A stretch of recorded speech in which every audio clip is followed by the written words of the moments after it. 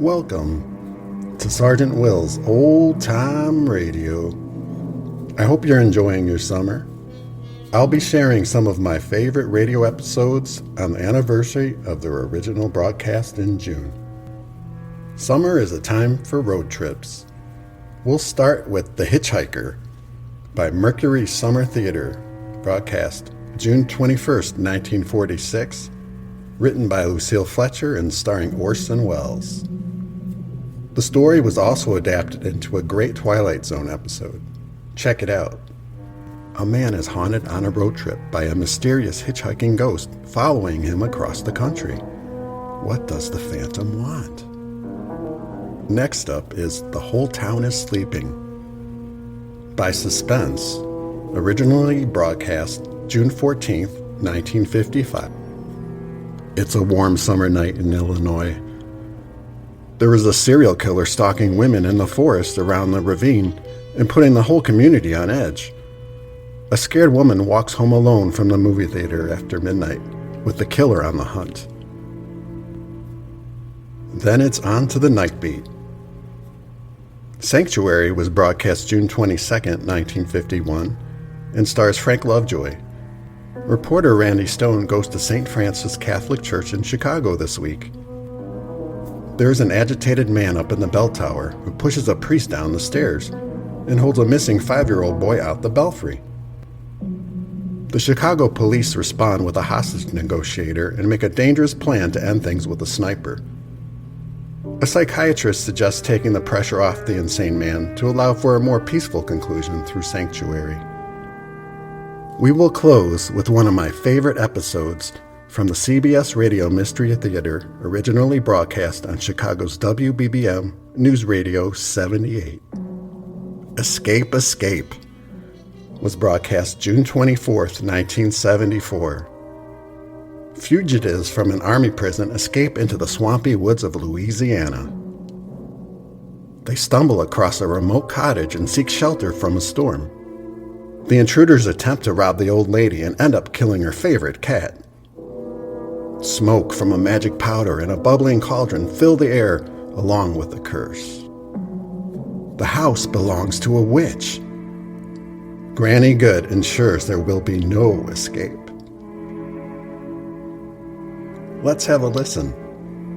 Turn off the lights. It's time to escape into the theater of your mind.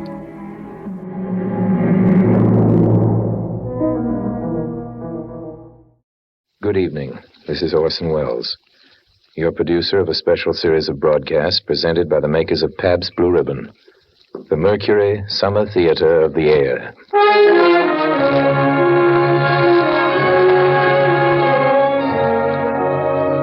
Ladies and gentlemen, the element of suspense is so vital to our story tonight that our sponsors, the makers of Pabst Blue Ribbon Beer, are omitting their usual commercial message during the intermission between the acts so that our play will go uninterrupted from spooky start to spooky finish. Therefore, let's give Ken Roberts his 45-second opportunity right now to extol the merits of that splendid, Ken? Of that blended, splendid Pabst Blue Ribbon. Those two words tell the whole flavor story. You see, every single drop of Pabst Blue Ribbon is the happy result of blending, the full flavor blending of never less than 33 fine brews. That's right. Never less than 33 fine brews blend their individual taste tones to give you that splendid flavor. Not too light, not too heavy, but fresh, clean, sparkling, with the real beer taste coming through just the way you like it. Friends, these days, when your dealer is occasionally unable to supply you with all the Pabst Blue Ribbon you'd like, please keep on asking. For every single bottle you do get will live up to the same high standards of quality and taste.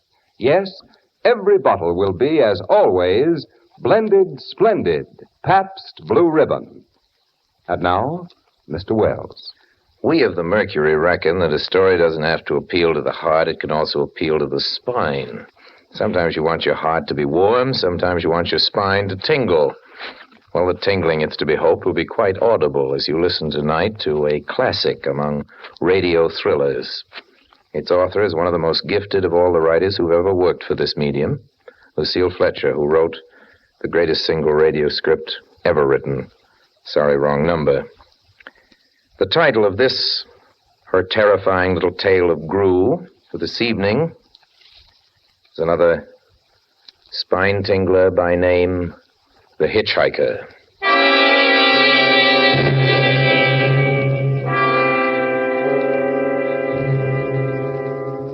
I am in an auto camp on Route 66, just west of Gallup, New Mexico. If I tell it, maybe it'll help me. It'll keep me from going crazy. But I must tell this quickly. I'm not crazy now. I feel perfectly well. Perfectly well. Except that I'm running a slight temperature. My name is Ronald Adams. I'm 36 years of age, unmarried, tall, dark, with a black mustache. I drive a 1940 Ford V8, license number 6B7989. I was born in Brooklyn. All this I know. I know that I'm at this moment perfectly sane. That it is not me who's gone mad, but something else. Something utterly beyond my control. But I must speak quickly. At any moment, the link with life may break. This may be the last thing I ever tell on Earth. The last night I ever see the stars.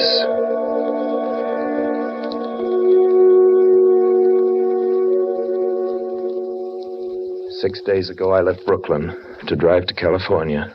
Goodbye, son. Good luck to you, my boy. Goodbye, Mother. Here, give me a kiss, and then I'll go. I'll come out with you to the car. Now, it's raining. Stay here at the door. Oh. Hey, what's this, tears? Oh, it's just the trip, Ronald. I wish you weren't Oh, driving. Mother, there you go again. People do it every day. I know, but you'll be careful, won't you? Promise me you'll be extra careful. Don't fall asleep or drive fast or pick up any strangers on the road. Strangers? Don't you worry. There isn't anything going to happen. It's just 8 days of perfectly simple driving on smooth, decent, civilized roads with a hot dog or a hamburger stand every 10 miles. I was in excellent spirits. Drive ahead. Even the loneliness seemed like a lark. But I reckoned without him. Crossing Brooklyn Bridge that morning in the rain, I saw a man leaning against the cables. He seemed to be waiting for a lift. There were spots of fresh rain on his shoulders. He was carrying a cheap overnight bag in one hand. He was thin, nondescript, with a cap pulled down over his eyes.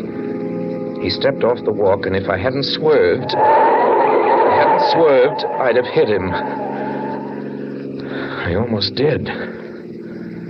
Almost did hit him. Now, I would have forgotten him completely, except that just an hour later, while crossing the Pulaski Skyway over the Jersey Flats, I saw him again. At least he looked like the same person. He was standing now with one thumb pointing west. I couldn't figure out how he'd got there, but I thought maybe one of those fast trucks had picked him up, beaten me to the Skyway, and let him off. I didn't stop for him. Then, late that night, I saw him again. It was on the new Pennsylvania Turnpike between Harrisburg and Pittsburgh. It's 265 miles long with a very high speed limit. I was just slowing down for one of the tunnels when I saw him standing under an arc light by the side of the road. I could see him quite distinctly. The bag, the cap, even the spots of fresh rain spattered over his shoulders. He hailed me this time.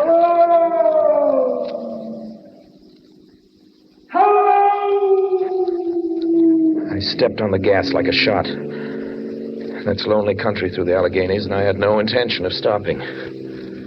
Besides, the coincidences, or whatever it was, gave me the willies. I stopped at the next gas station. Yes, sir. Fill her up, will you? Check your oil? No, thanks. Nice night, ain't it? Yes, yeah, it hasn't been raining here lately, has it? Not a drop of rain all week. Oh, no? I suppose that hasn't done your business any harm. Well, people drive through here all kinds of weather. Mostly business, though. Ain't many pleasure cars out in the turnpike this season of the I year. guess not. What about hitchhikers? Hitchhikers here? Why, what's the matter? Don't you ever see any? A guy'd be a fool to start out to hitchhike on this road. Look at it. Then you never see anybody? Nope. Maybe they get a lift before the turnpike starts. I mean, just before the toll house. But then it's a mighty long ride. Most cars wouldn't pick up a guy for that long a ride. This is pretty lonesome country here, mountains and woods. Yeah. Hey, you ain't seen nobody like that, have you? Oh, no. It's just a technical question. Oh, I see. Well, that'll be $1.49 with the tax.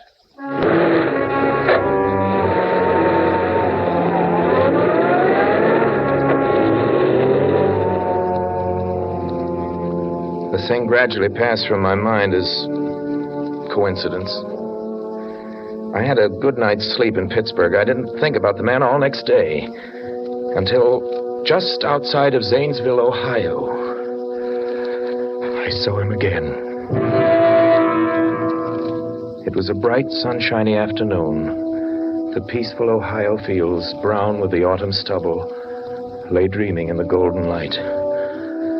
I was driving slowly, drinking it in, when the road suddenly ended in a detour. In front of the barrier, he was standing. Let me explain about his appearance before I go on.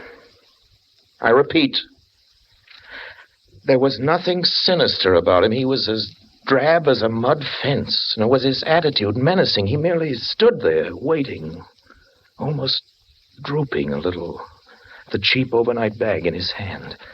He looked as though he'd been waiting there for hours. And he hailed me. He started to walk forward. Hello!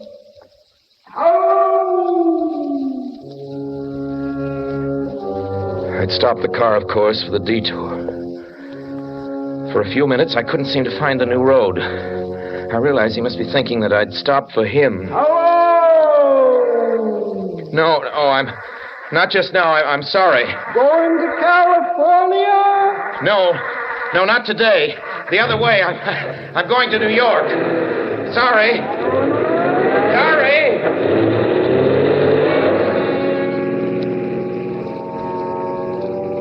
After I got the car back onto the road again, I felt like a fool. Yet the thought of picking him up, of having him sit beside me, was somehow unbearable. Yet at the same time, I felt more than ever unspeakably alone. Hour after hour went by. The fields, the towns ticked off one by one. The lights changed. I knew now that I was going to see him again. And though I dreaded the sight, I caught myself searching the side of the road, waiting for him to appear.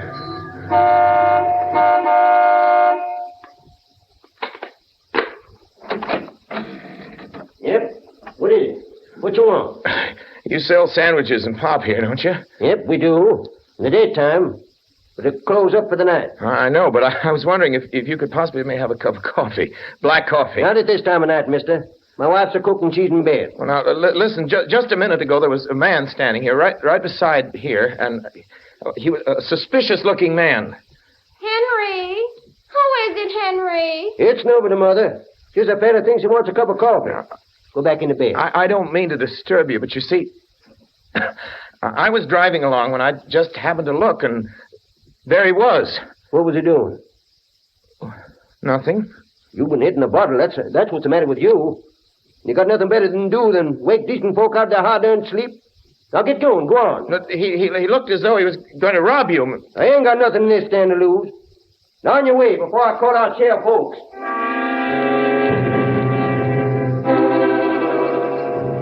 I got into the car again and drove on slowly. I was beginning to hate the car.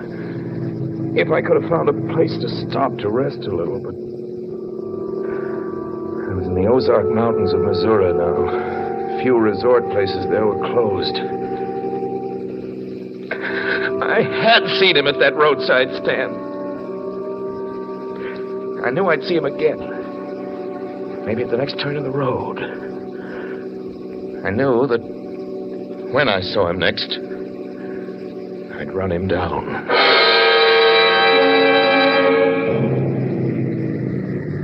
But I didn't see him again until late the next afternoon. I'd stopped the car at a sleepy little junction just across the border into Oklahoma. Let a train pass by when he appeared. Across the tracks. He was leaning against a telephone pole. It was a perfectly airless, dry day. The red clay of Oklahoma was baking under the southwestern sun. Yet there were spots of fresh rain on his shoulders. I couldn't stand that. Without thinking, blindly, I started the car across the tracks. He didn't even look up at me. He was staring at the ground. I stepped on the gas hard, veering the wheel sharply toward him. I could hear the train in the distance now, but I didn't care. Then, something went wrong with the car. It stalled right on the tracks. The train was coming closer. I could hear its bell. Heard its cry, its whistle crying. Still, he stood there. Now I knew that he was beckoning. Beckoning me to my death.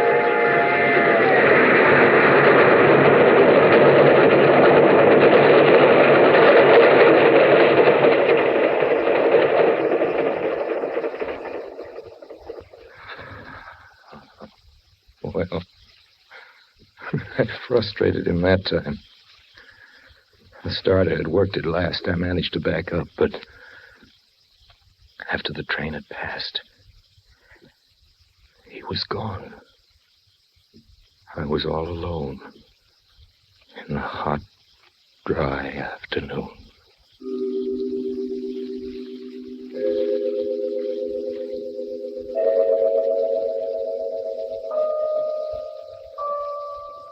After that, I knew I had to do something. I didn't know who this man was or what he wanted of me.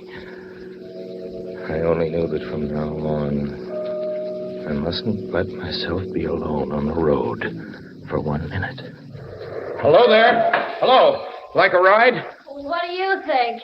How far you going? Amarillo. I'll take you to Amarillo. Amarillo, Texas? Yeah, I'll drive you there. Gee. Hop here.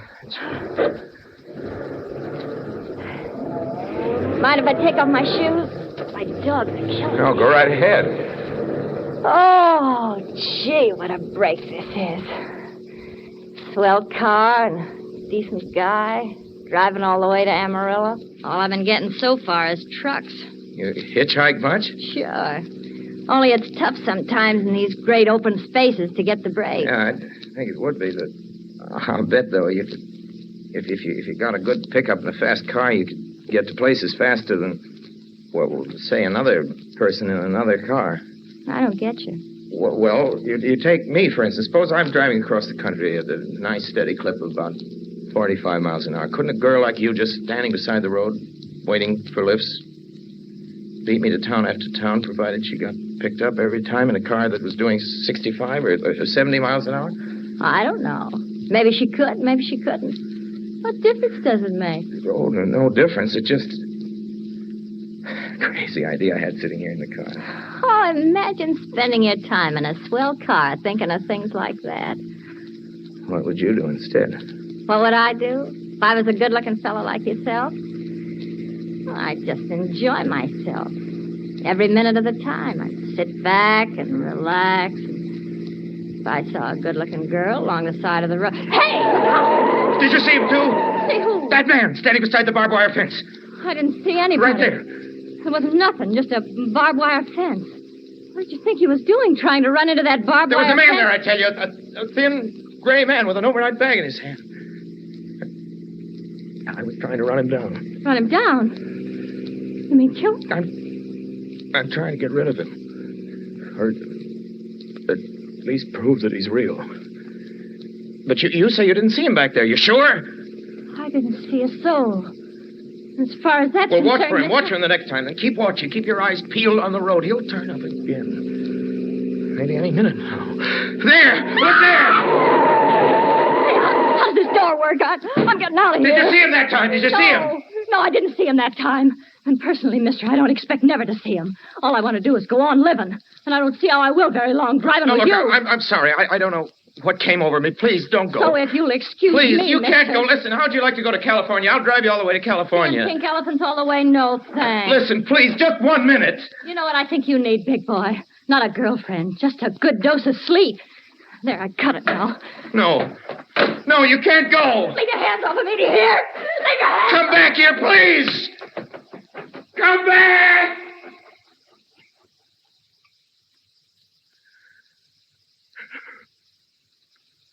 She ran from me. As if I was some kind of monster. A few minutes later, I saw a passing truck pick her up. I knew then that I was utterly alone. I was in the heart of the great Texas prairies. There wasn't a car on the road after the truck went by. Trying to figure out what to do, how to get hold of myself. Or I could find a place to rest, or even if I could sleep right here in the car. Just a few hours. And then sleep. Just along the side of the road. I was getting my winter overcoat out of the back seat to use as a blanket. Just as a blanket. When I saw him coming toward me. Coming toward me. Emerging from the herd of moving steer. I didn't wait for him to come any closer. Maybe I should have spoken to him then. Fought it out then and there, for now he began to be everywhere. Whenever I stopped, even for a minute, for gas, for oil, for a drink, a pop, a cup of coffee, a sandwich, he was there. I saw him standing outside the auto camp in Amarillo that night when I dared to slow down. He was standing near the drinking fountain, a little camping spot just inside the border of New Mexico. He was waiting for me outside the Navajo reservation where I stopped to check my tires. I saw him in Albuquerque where I bought 10 gallons of gas. I was afraid now. Afraid to stop. I began to drive faster and faster. I was in lunar landscape now. The great arid mesa country of New Mexico. I drove through it with the indifference of a fly crawling over the face of the moon. And now he didn't even wait for me to stop, unless I drove at 85 miles an hour over those endless roads. He waited for me at every other mile. I'd see his figure, shadowless, flitting before me, still in its same attitude, over the cold and lifeless ground, flitting over dried-up rivers, over broken stones cast up by old glacial upheavals, flitting in the pure and cloudless air.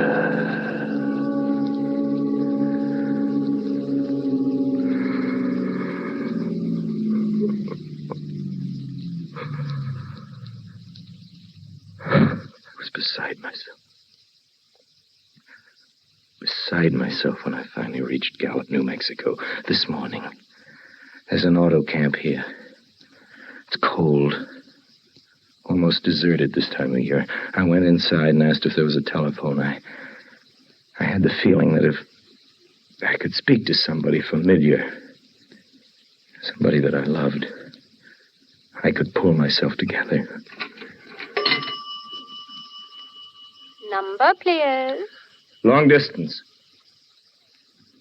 Thank you. This is long distance. I'd like to put in a call to my home to Brooklyn, New York. I'm Ronald Adams. The number is Beechwood 9970. Thank you. Thank you. What is your number? My number? It's 312. Albuquerque. New York for Gallup. New York. Gallup, New Mexico, calling Beechwood 9970. I'd read somewhere that love could banish demons. It was in the middle of the morning. I knew Mother'd be home. I pictured her tall, white-haired, in her crisp house dress going about her tasks. It would be enough, I thought, just to hear the even calmness of her voice. Will you please deposit $3.85 for the first 3 minutes? When you have deposited $1.50, will you wait until I have collected the money?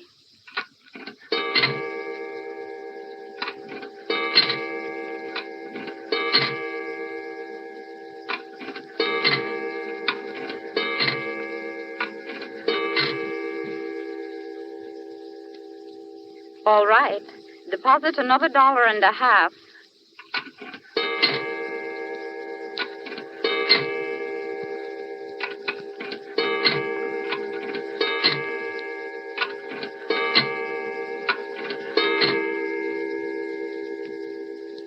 Will you please deposit the remaining 85 cents?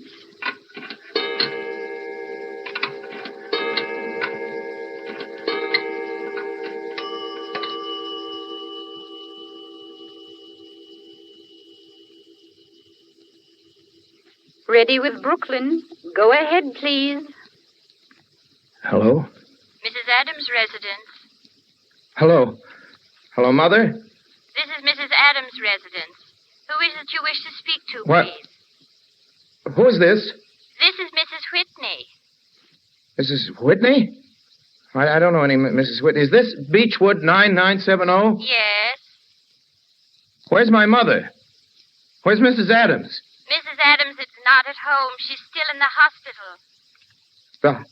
The hospital? Yes. Who is this calling, please? Is it a member of the family? What's she in the hospital for? She's been prostrated for 5 days. A nervous breakdown. Nervous. Who is this calling? Nervous breakdown. My mother was never... It's all taken place since the death of her oldest son, Ronald. Since the death of her oldest son, Ronald. Hey, what is this? What number is this? This is Beechwood 9970. It's all been very sudden. He was killed just 6 days ago in an automobile accident on the Brooklyn Bridge. Your 3 minutes are up, sir. Your 3 minutes are up, sir.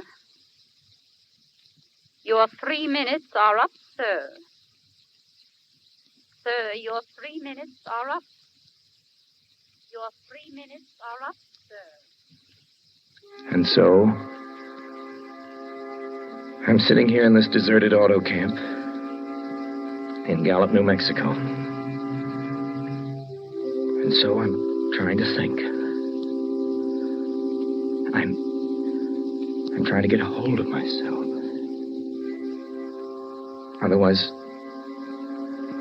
Otherwise I'll go crazy. Outside, it is night. The vast, soulless night of New Mexico. 1 million stars are in the sky.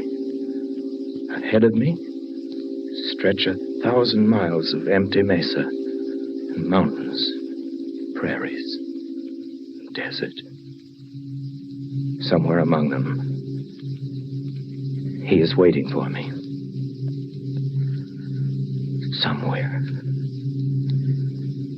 Somewhere I shall know who he is and who I am.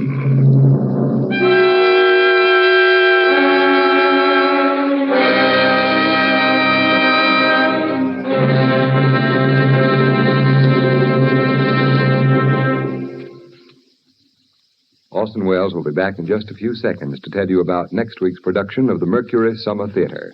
But first, the makers of Pabst Blue Ribbon wish to remind you that though you may not be able to get Pabst Blue Ribbon every time you want it in these days of grain restrictions, it is well worth your while to keep asking, for every bottle you do get will continue to live up to its name.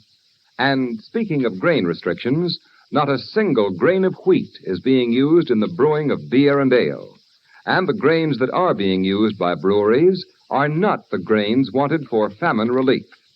Now, let me repeat.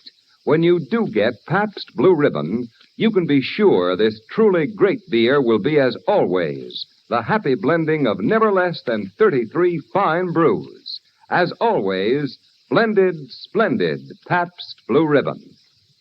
Now, here is Orson Welles. Well, next week, ladies and gentlemen, we bring to your radio another Mercury favorite. We hope a favorite of yours. You've asked for it many times. We've performed it many times. Jane Eyre. And Jane will be played by a Mercury actress who was heard tonight and has been heard so often on our shows. One of the most gifted people we know in our business, Miss Alice Frost.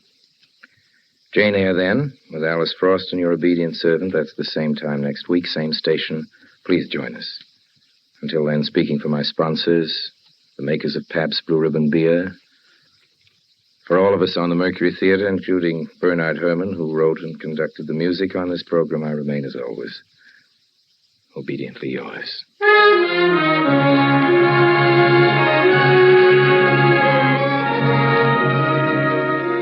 More than one half of all our nation's workers make their living in the food industry or a related field. One of the largest groups in the food industry are the grocers. Next week in Chicago, the National Association of Retail Grocers, which represents more than 500,000 retailers, is holding its first post-war convention, at which problems of food distribution will be discussed and new ideas and methods will be worked out to better serve its customers. The makers of Pabst Blue Ribbon Beer salute the grocer, who is doing his very best under trying conditions to keep America well fed. This program came to you through the courtesy of the Pabst Brewing Company of Milwaukee, Wisconsin, makers of blended, splendid Pabst Blue Ribbon. This is CBS, the Columbia Broadcasting System.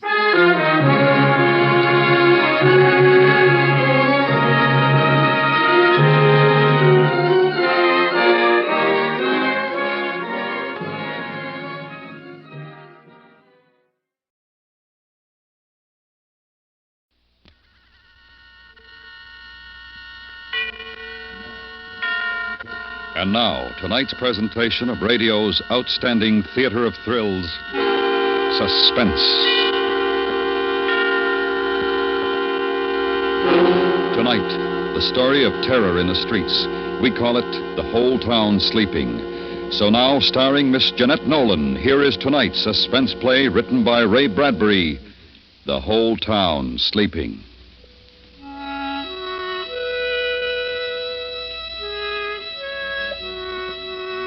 It was a warm summer night in the middle of Illinois country.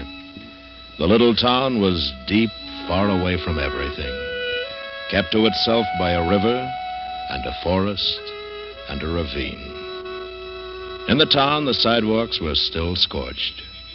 The stores were closing, and the streets were turning dark. Screen doors whined their springs and banged, and there was the sound of Grandma Hanlon's swing hammock across the street. On her solitary porch, Lavinia Nebbs, age 37, very straight and slim, sat with a tinkling lemonade in her white fingers, tapping it to her lips, waiting. Here I am, Lavinia. Lavinia turned. There was Francine at the bottom porch step. She was all in snow white and didn't look 35. I won't be a minute, Francine. I'll just lock the door.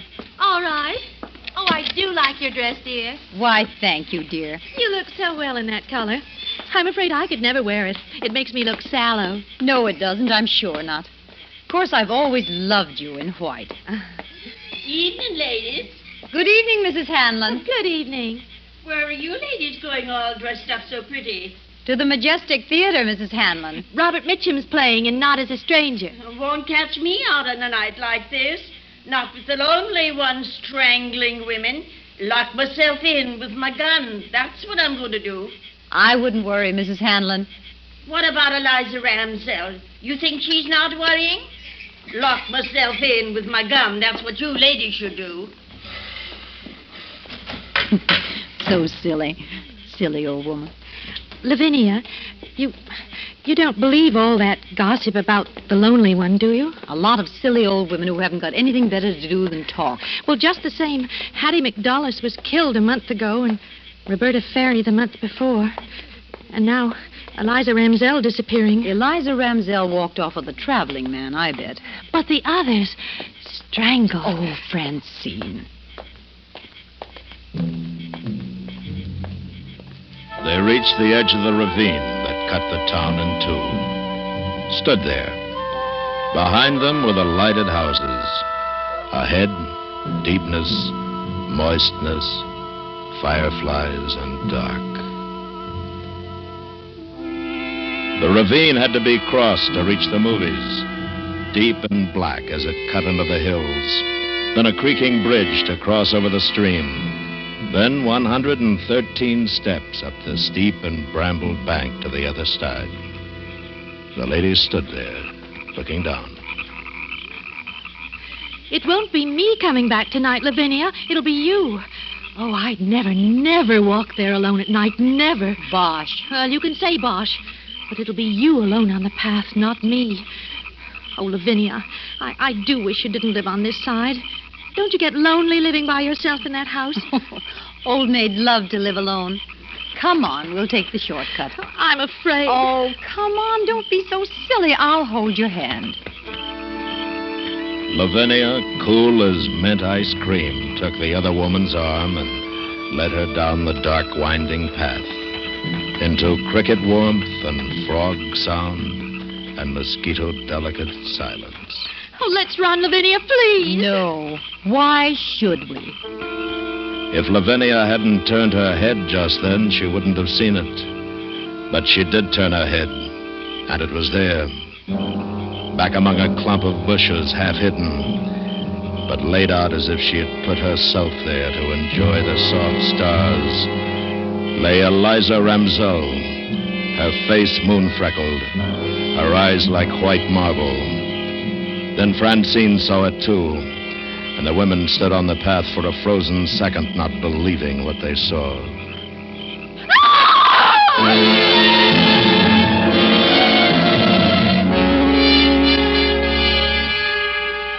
Lavinia held Francine, and the policemen were all around in the ravine grass. Flashlights darted about, voices mingled, and the night grew on toward 8:30. You, didn't move her, ladies. Of course not. Oh, no, we couldn't touch her. How could we?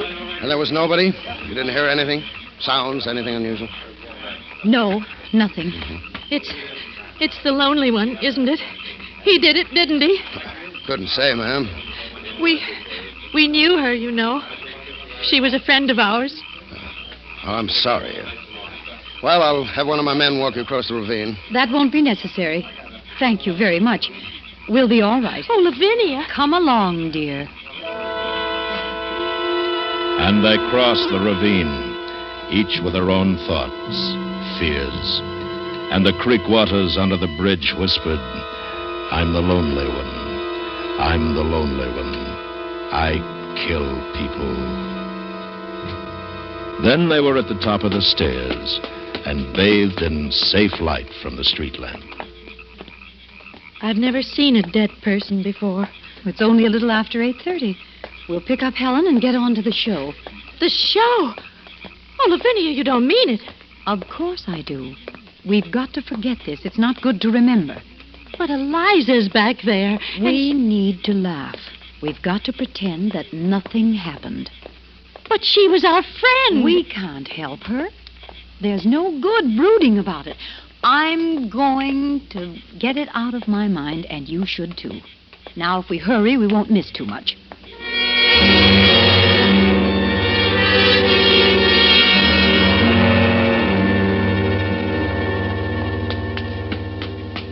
I thought you'd never come. You're an hour late. Well, someone found Eliza Ramsell dead in the ravine.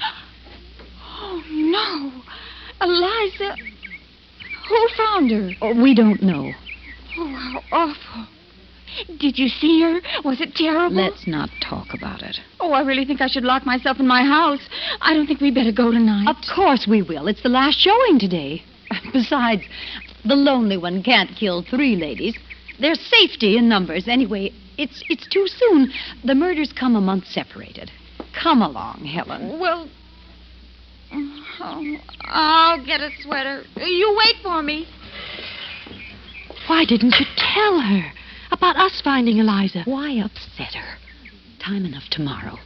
I told you, tonight we've got to forget.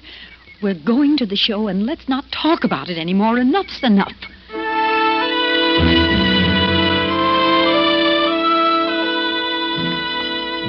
The ladies walked downtown and stopped at the drugstore, which was a few doors from the theater. Lavinia bought a quarter's worth of green mint chews, and the druggist dropped the mints into a sack with a silver shovel. You looked mighty cool this noon, Miss Lavinia, when you was in. So cool and nice, someone asked after you. Oh? Yeah, man sitting at the counter. He watched you walk out, and he says to me, "Who's that?" Just like that, he says it. "Why, that's Lavinia Nebbs, prettiest maiden lady in town," I says. "Beautiful," he says. "Beautiful. Where she live?" You didn't give him her address, I hope. You didn't. Well, maybe I shouldn't have. Oh, I didn't give him the exact address. I said over on Park Street, near the ravine. Kind of casual. Oh. I'm sorry. What did he look like? Oh, not much, I guess. Wore a dark suit. Pale. Kind of thin. Probably nothing but a stranger passing through. I'm sorry, Miss Lavinia. There's no charge for the peppermint. Don't be silly, Mr. Briggs. Well, Here. I know what we're going to do right now. We're going straight home. That man asking after you. You're next, Lavinia. You want to be dead in that ravine? It was just a man. That's all. It doesn't mean a thing. That's what I figure. Nothing to worry about. Nothing to worry about. I'm not going to miss the movie. You two can do what you want. I'm going. Well, I think we should all go home. So do I. She's right, Lavinia. No, she's not. Yes, she is.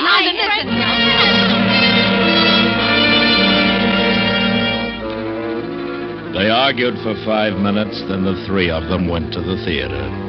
Francine and Helen reluctantly, Lavinia head high, self-possessed, cool. In the auditorium, they sat in the odor of ancient brass polish, waiting for the second show to begin. And the lights began to fade.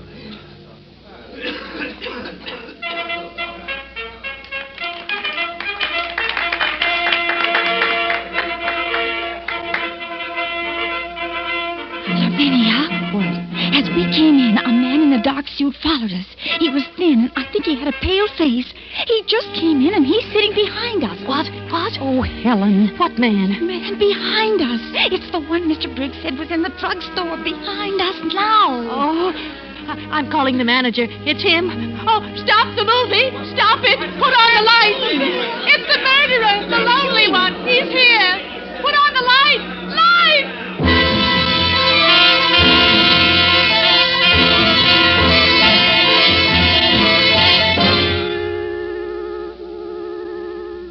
The drugstore clock said 11:25. They'd come out of the theater feeling new, and now they were laughing at Francine. And Francine was laughing at herself. You see how silly it was. All that riot for nothing. When you went running up the aisle screaming lights, honestly, I thought I'd die. Oh, that poor man. The theater manager's brother from Racine. Oh, Francie. Well, I did apologize. Now, you see what a panic can do. And all for nothing. We shouldn't have stopped for sodas, though. Wasn't that a wonderful picture? Will you ever forget?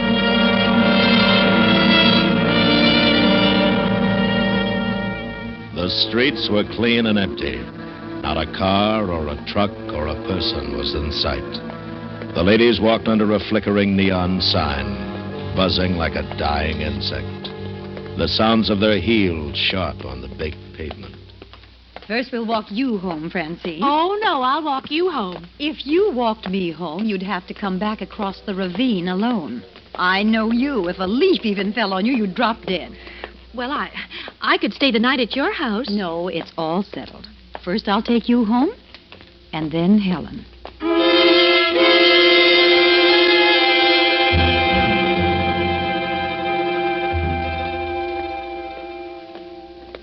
Lavinia, Helen, stay here with me tonight. It's late, and Mrs. Murdoch has an extra room. No, thanks. I don't sleep well away from my own bed. Oh, please, Lavinia, please. I don't want you dead. Now, you've got to stop this. I mean it. I promise I'll call you the very minute I get home. Now, will you? Will you really? I promise. And Helen, you make her promise you to call. I will. Well, good night. Be careful. Now, I'll walk you home. The courthouse clock struck the hour. The sounds went across a town that was empty. Emptier than it had ever been before. Over empty streets and empty lots and empty lawns, the sound went. 10, 11, 12. I don't suppose it's any use asking you to stay, Lavinia. There's no reason for me to. You've acted so strangely tonight. I'm just not afraid, that's all. And I'm curious, I suppose. Of course, I'm using my head. I mean, logically, the lonely one can't be around. Not now with the police and all. Did you ever think that maybe your subconscious doesn't want you to live anymore? You and Francine, honestly, Helen. Well, I feel so guilty. I'll be drinking a cup of coffee just about the time you get to the ravine. And, ooh, that awful bridge in the dark. You will call us the minute you get home, won't you? I won't sleep a wink if you don't. I'll call. Now, good night. Lavinia Nebbs walked down the midnight street, down the late summer silence. She saw the houses with their dark windows, and far away she heard a dog barking. She thought to herself, in 5 minutes, I'll be safe at home. In 5 minutes, I'll be phoning Francine and Helen. Oh, they're so silly, like old hens. Old. I'm older than either of them. She heard a man's voice singing away among the trees, and she walked a little faster. And then coming down the street toward her in the dimming moonlight was a man. Well, look who it is. What a time of night for you to be out, Miss Nebbs. Officer Kennedy. Oh, I'm so glad it's you. Something wrong, Miss Nebbs? No, nothing at all. I'm just glad it's you. You know you shouldn't be out now. I know. I've been to the movies.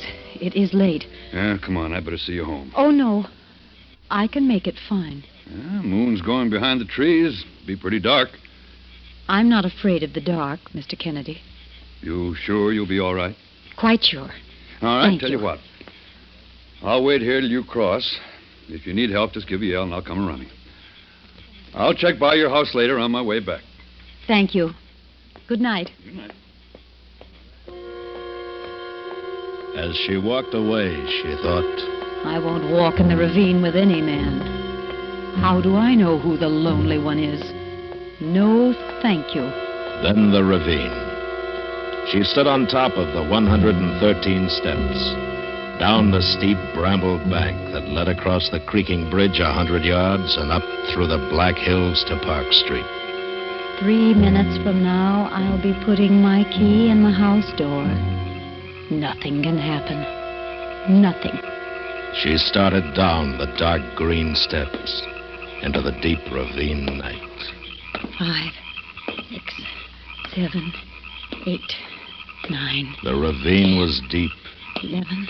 and the world was gone. 13. The world of safe people in bed. 16, the locked doors, 17, the town, the drugstore, 19, theater, lights. 21, everything was gone. 23. Only the ravine existed 25, and lived, 26, black and huge 28, around her. 29, 30, 31. Nothing's happened, has it? No one around, is there? Remember that old ghost story you told each other when you were children?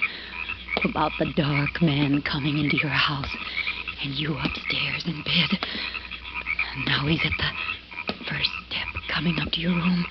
Now he's at the second step. Now he's at the third, the fourth, the fifth step. How you laughed and screamed at the story.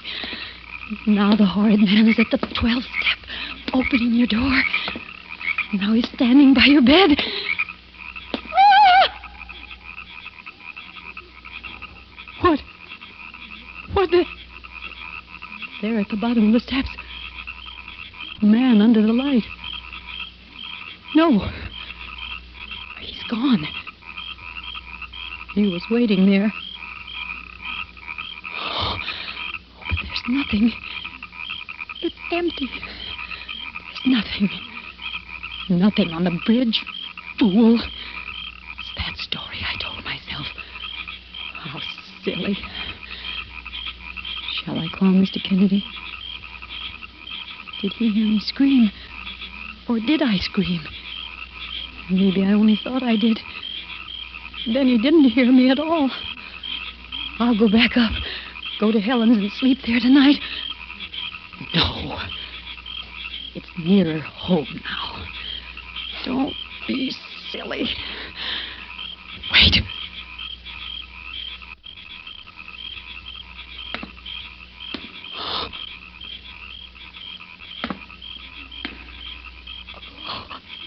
Someone's following me. Someone's on the steps behind me. I don't dare turn around.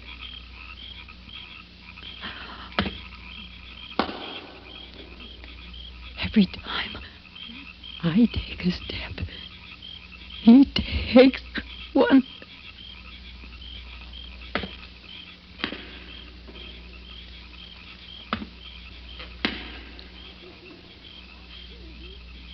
Officer Kennedy, is that you? Is it? The crickets were suddenly still. The crickets were listening. The night was listening to her. Then there was a sound. Only a woodchuck, surely, beating a hollow log. But it was Lavinia Nebbs. It was most surely the heart of Lavinia Nebbs. She went down the steps faster, faster. Run. She heard music. In a mad way, a silly way, she heard the surge of music that pounded at her, rushed, plunging her faster and faster down, down into the pit of the ravine. Only a little way. Across the bridge. Run! Run! Don't turn! Don't look. If you see him, you'll not be able to move. Just run. And across the bridge, up the path between the hills, the top of the path, the street. And even with the light, the fear swirled about her, closing in, pressing. If I get home safe, I'll never go out alone. I was a fool. Never again. If you let me get home for this, I'll never go out again alone. I promise. Please. Please. Let me. Please. Please, please. Give me time to get inside and lock the door. And I'll be safe. Oh, safe at home. Safe at home. Listen. Not a sound. Oh, wait. I'll never get home. Wait. Oh.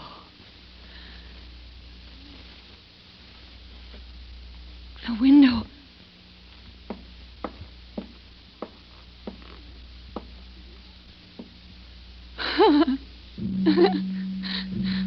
Why, there's no one there at all. Nobody. There was no one following me at all. Nobody running after me. How silly. If a man had been following me, he'd have caught me. I can't run as fast as a man. I wasn't running from anything except me. The ravine was safer than safe. Oh, it's nice to be home, though. Home's the really good, warm, safe place. The only place. She had just put her hand out to the light switch when she heard it behind her in the blackness. Just a movement. What? What? Who is it?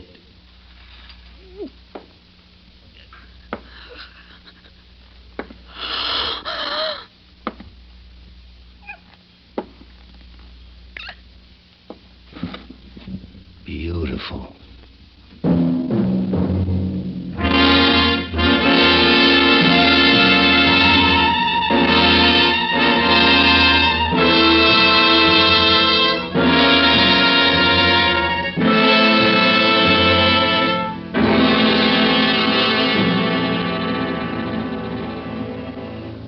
Suspense, in which Miss Jeanette Nolan starred with Paula Winslow, Eve McVeigh, and Bill Conrad in tonight's presentation of Ray Bradbury's The Whole Town Sleeping, adapted by Anthony Ellis. Next week, the story of a fishing cruise and bait that was a life insurance policy. We call it Over the Bounding Main.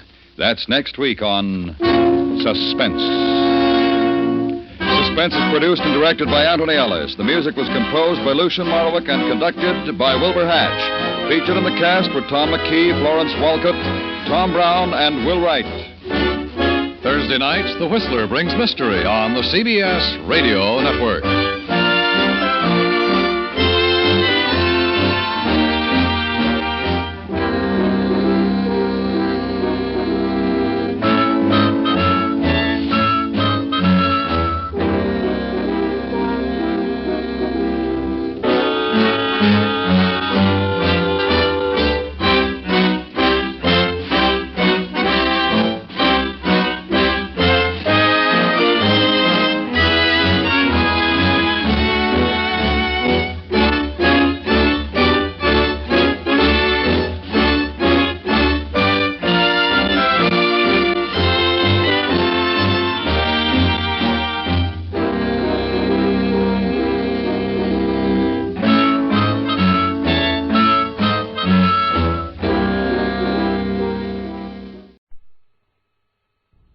NBC presents, transcribed, Frank Lovejoy in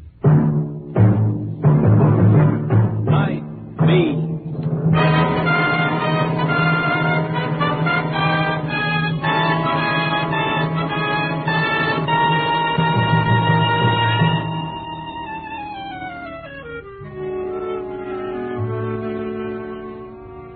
Hi, this is Randy Stone. I cover the night beat for the Chicago Star.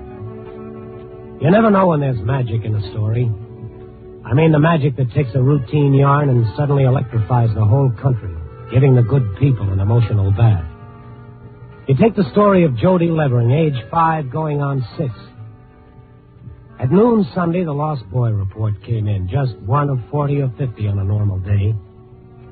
But the boy hadn't been found by 8 o'clock that night. And then the story broke on the other side of town, down among the lower bistro set in Lost Man's Canyon, where an ancient church with its tall spire benignly spreads its protection over a neighborhood that consists of missions, pawn shops, buy your shoes with the shirt off your back second-hand stores, 5 and 10 muscatel shops, and honky-tonks.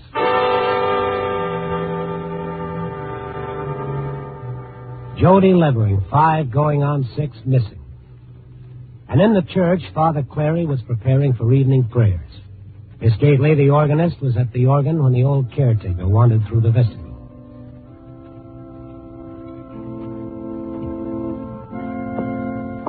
Time to ring the bell, Father? Certainly, John. Good. Here we go. My gosh. Father? Yes, John? What is it? There's something wrong up in the tower. The bell doesn't... Oh? Let me try. Well, first time I've ever had trouble with it. Guess I better go up. You be careful. Those wooden steps in it. I haven't been up for a long time, have I? I'll get the bell fixed.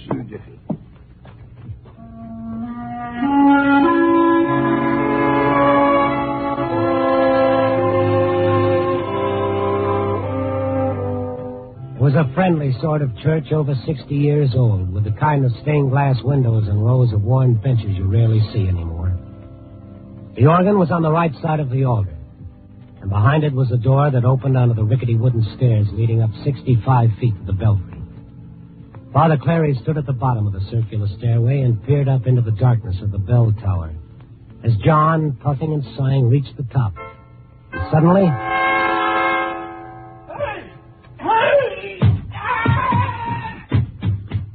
John! John!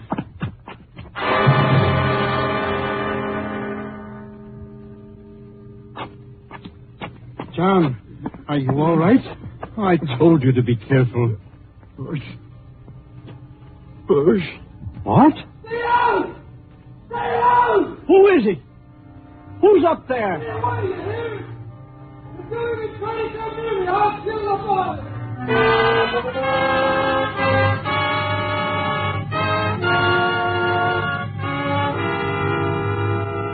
That's the way it broke. Jody Levering, 5 going on 6, no longer missing. Now found in the bell tower of the Church of St. Francis. But how do you get him down? A man up there with him who didn't think twice about pushing an old man down a 65-foot stairway. The extras hit the street inside of 7 minutes. Child hostage in Church Tower. That was the magic.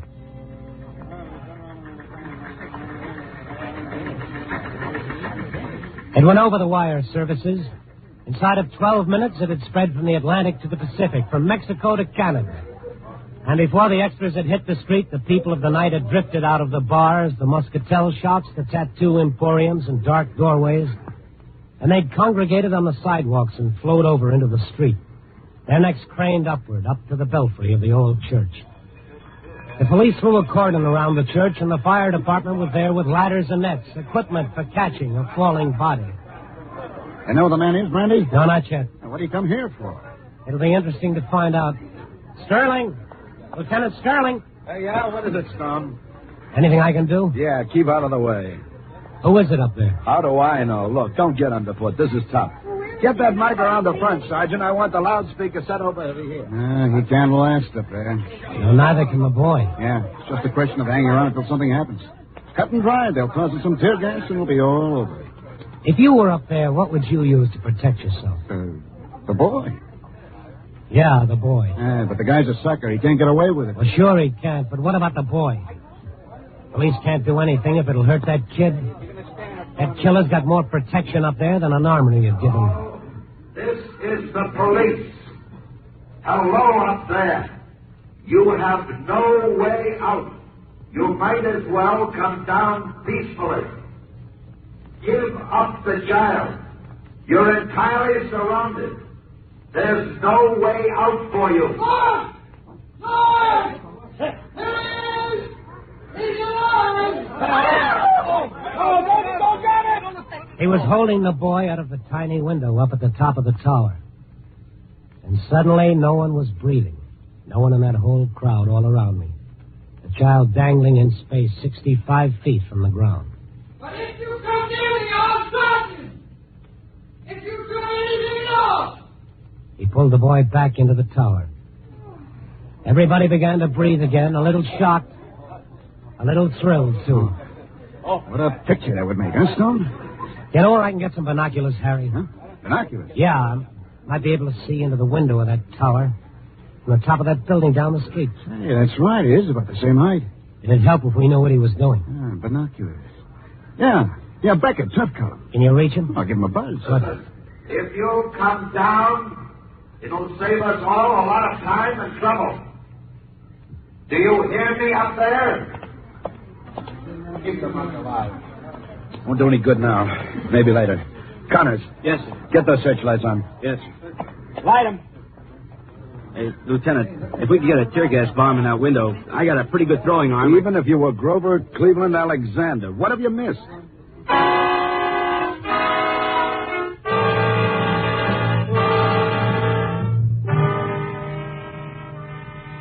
Oh, it was inspirational. That magic in a story all around me, standing on the sidewalk across from the Church of St. Francis. Looking up where the cones of light speared the tiny window. And then something real came out of the crowd. The child's mother. Jody, my baby. Mrs. Levering, it'd be better if you didn't. Connors. Yes. See that she stays in my car. Have someone stay with her. Jody. Oh, where's your husband, Mrs. Levering? Jody. Your husband. Where is he? Where? Connors, take care of her. I want those lights kept up there on the My tower. husband's not here. New York, Jody! We're going to save him. Hello, Father. Mr. Stone. How's the old gentleman who was knocked down the stairs? Oh, John, his legs are broken, but he'll be all right. Any way to get up there, Father? Back way or anything? Just the wooden stairs, Lieutenant, as far as I know. There are some musty old rooms and hallways downstairs. You know how they built a church 60 years ago. Yeah. Lieutenant, I'm going up. Going up? Where? Up the wooden stairs inside the church to the belfry. But I can't leave that child up there. I can't. It's dangerous, Father. It's dangerous not going up, Mr. Stone. But, Father... Oh, no. I'll be all right. He won't harm me.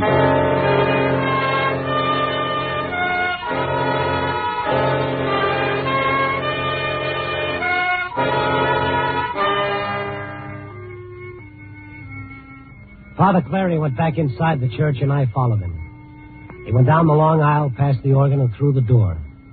I stood and watched him start up the rickety stairs. He wouldn't let me go with him. He wouldn't let me talk him out of it. A short and stocky man, puffing a little, past 60, holding onto the flimsy railing as he went up and up the circular stairs. What do you do? What kind of logic do you use? Surround the church, get the fire department nets out, try to think of everything the maniac up there could think of, but no way to prevent Jody Levering's death. Sure, you could get him, but how long would it take to throw a 40-pound child out of a stone window? In which direction would he throw it? How far out? You play games with a child's life? I said don't come up there! I'll kill him! Father Clary's footsteps stopped, and he began talking. I couldn't hear the words. I knew what they were, but I couldn't hear them. I'll kill him!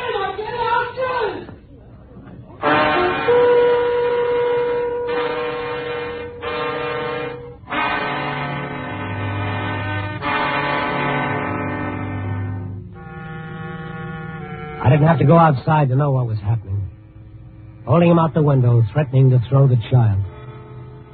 I looked up into the blackness of the bell tower. Father Clary was coming down.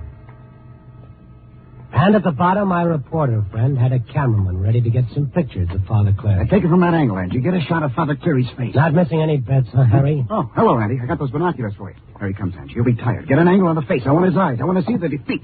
Father! Not a picture. Get it, Angie. What do you say, Father? He wouldn't kill me. He wasn't interested in killing me. Yeah, but what did he say? Mr. Stone, what can we do? Were you able to see him, Father? Oh, it was too dark. His voice, young, old? Can I have another shot of you, Father? His voice? How can you tell? Sick? Yes, sick. His soul is sick. How about it, Father? Another picture?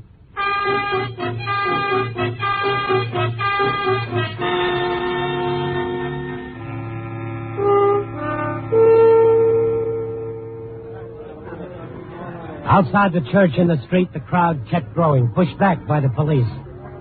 Dark faces in a dark night, their eyes roving incessantly, a little undercurrent in them. What do they think, these people? Do they think like Mrs. Levering, who can't think anything because there's the white heat of fear in her? Jody, Jody, Jody, that's all. Just a name, 5 going on 6. What do you think, you eating a sandwich, and you smoking a pipe? A pipe, that's for chess, for reading, for a gentle kind of thinking.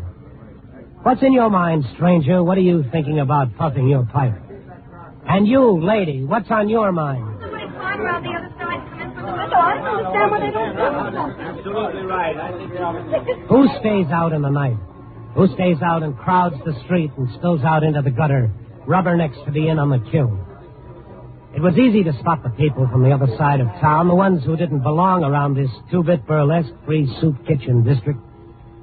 Their jacket and trousers matched from the other side of town. But no different from this side. Everybody the same eyes shining, the same taut expectancy in their upturned faces.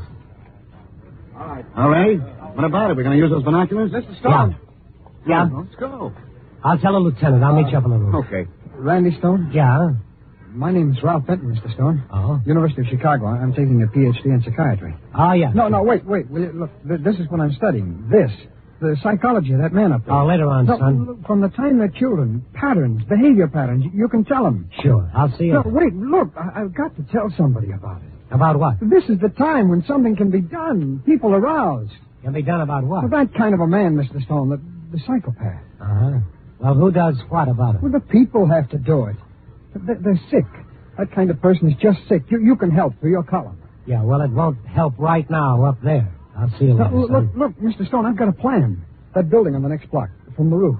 Well, what about it? Oh, it's right on the line with the church belfry. Now, if you had a rifle with telescopic sights, and you waited for the right chance. Uh-huh. Yeah, that might work. Now, listen to me. Listen. You've got no chance up there. You haven't done anything yet. Don't do anything foolish. Come down. We won't harm you. Why doesn't he answer? He doesn't want to show himself. Oh, yeah. A rifle, one shot. It would have to be one shot. It would have to kill him instantly. Or he'd kill the boy.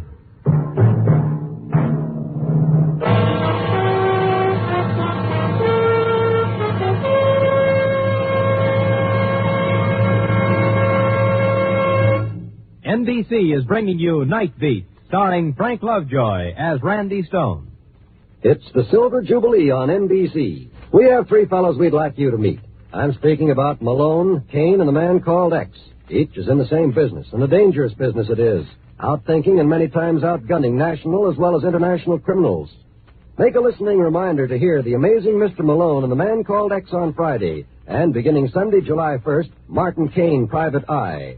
3 invitations to high adventure over NBC.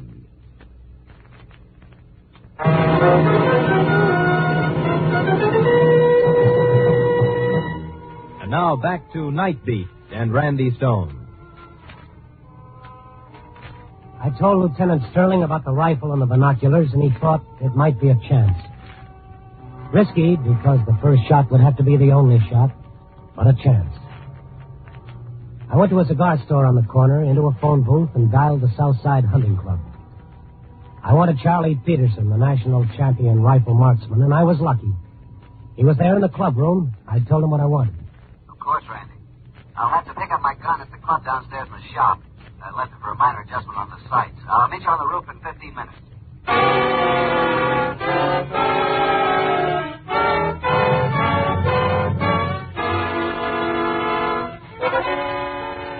You want to know what it looked like from the top of that building down the street? There were these searchlights pinpointing the stone tower, the tiny windows at the top. No glass of frame other than the cold stone itself. And down below, the fire trucks, the police cars, the crowd of people milling around, their faces turned upward. Occasionally in the darkness, you could see the flash of a photographer's bulb. And over the whole scene, there was a restlessness, because up there was a man and a boy. And death was electric in the air. Lieutenant Sterling and Officer Connors were up on the rooftop with me, waiting for Peterson, the rifle marksman, to join us. You see anything with those binoculars, Stone? No. You can't see inside the tower. It's just a black hole. How's Peterson going to aim? I don't know. There was a way to get some light. Searchlight? Yeah, right up here on this roof. It's on a level with that belfry. Well, we can try. Connors. Yes? Let's get a searchlight up here.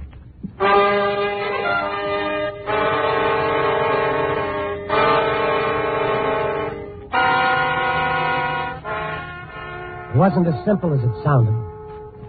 The firemen worked with the police in rigging up a block and tackle. They put it on the far side of the roof so that the man in the tower couldn't see what was going on if he happened to look our way. In the middle of the preparations, Charlie Peterson arrived, and we had to explain everything to him. And there was quite a lot of explaining. Sure, I understand. You're going to flash that searchlight on the tower window, and when he sticks his head out, I shoot. That's right. You shoot once. About 200 yards. Wish I'd been able to check these sights. Wind drift past 7 miles set it off about 2 inches at 200 yards. Can't be a near miss, Peterson. If you only wound him, it'll be the end of the child. 200 yards. When are you going to set up that light? Well, it's being set up now. When you spot that window, I'll be able to get a good bead. We can't spot it, Peterson. Huh? The minute we throw the spotlight in that window and light up the tower, he'll probably react. Take it out on the kid. So we've got to wait until you're ready. When we snap on the light, you've got to be set to fire immediately. We can't even afford to miss the window with the light the first time. Oh, I see.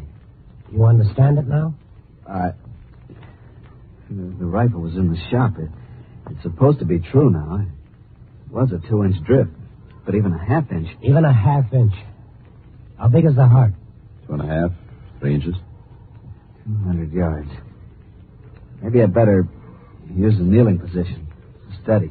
Whatever's most comfortable. Prone's the best, but... I know you can't lie down the wall. This is an awful responsibility, Lieutenant. If someone were on the PA and got to talking to him, maybe he'd show at the window. Connors, get down there and make with the loudspeaker, huh? Yes, sir. Just one shot. It could be a bullseye and still not kill him. Can you see anything over there with the glasses, Stone? No. How about it, Sterling? We almost ready? Almost. All right, Peterson? All right. Stone. Yeah. This is the only way that there's no other way, nothing else to do? Nothing that we know of. Sure, it's a gamble, but it's a bigger gamble just waiting for him to do something. Sure. It's no disgrace to back out, Peterson. Games? I only played games with a rifle. But this isn't a game. Rifle fixed at the shop. Even a half-inch miss. I could still hit the bullseye and not kill him. It isn't a disgrace. You up there? That's Connors. Ready, Mr. Peterson? Release the boy. Yeah. I'll give you a 3 count. When I get to 3, you switch on the light, Sterling. Right. If the boy is You'll do it, Peterson. I'll have my glasses ready. Okay, Sterling? Go ahead. You up there? I'm ready. 1, This is the lead. 2, 3. Release the boy. Lights! Shoot, man, shoot. I can't see. Hold it. The window, it's boarded up. He put a board in the window. I didn't think I could have pressed the trigger. I don't think I could have.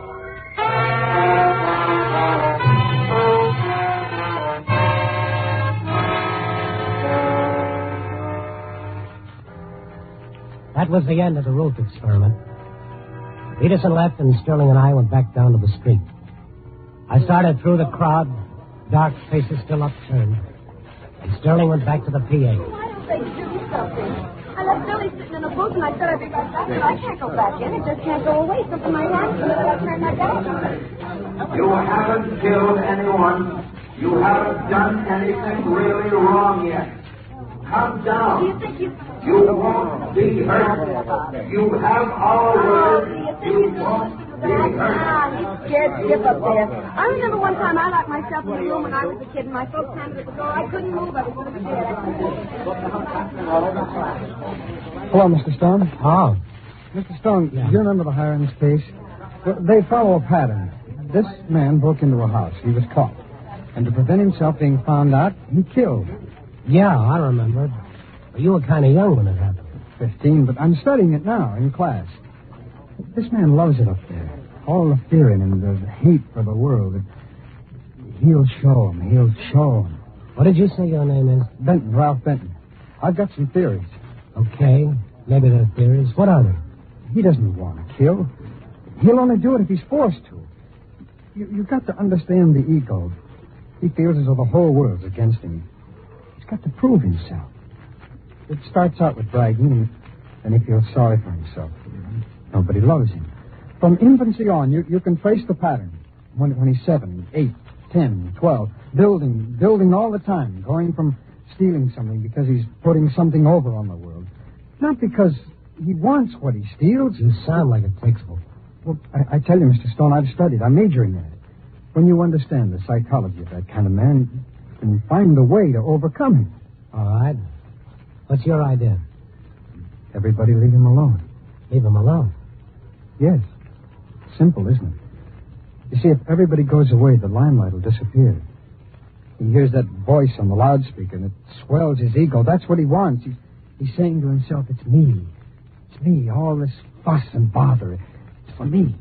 So take away this fuss and bother, and you think he won't harm the boy? Yes, that's right. He's sick up there. Don't you see? Sick in his mind.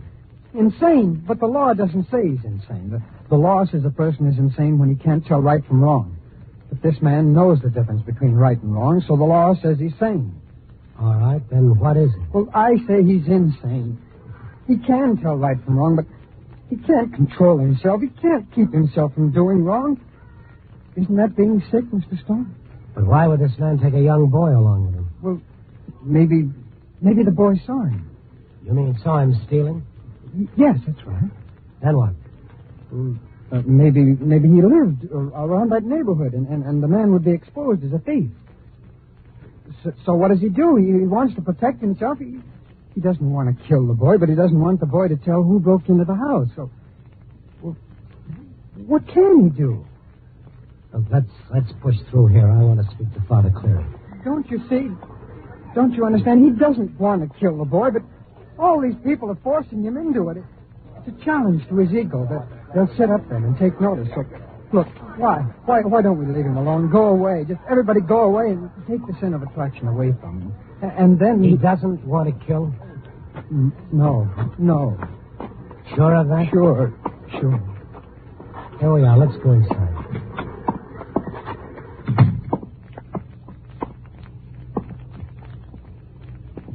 It's so quiet in here.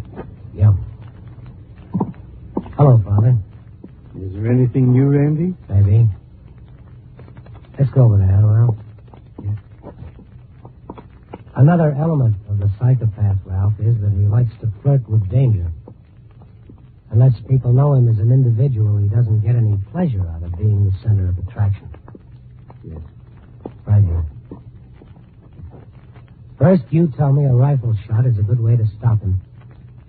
And then you put a board over the window. That told me, Ralph. That told me. I know it would. How did you get down from the belfry? An old passageway down in the basement through the tunnel that leads to Father Clary's house behind the church. Uh-huh. You can kneel if you want to, son. It'll be easier that way. Yes, Father. I want to kneel. It's all right now, Randy. Thank you, Father. I'm going upstairs and get Jody Lemley.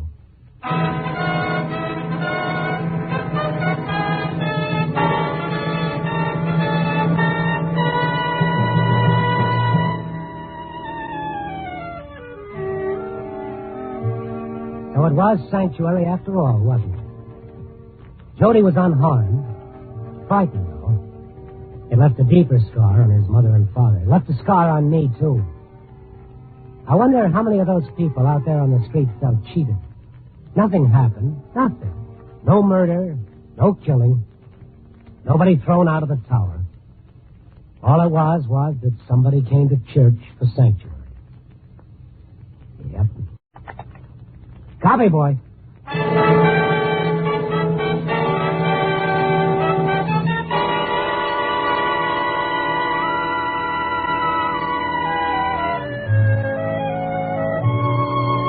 Night Beat, starring Frank Lovejoy, is produced and directed by Warren Lewis.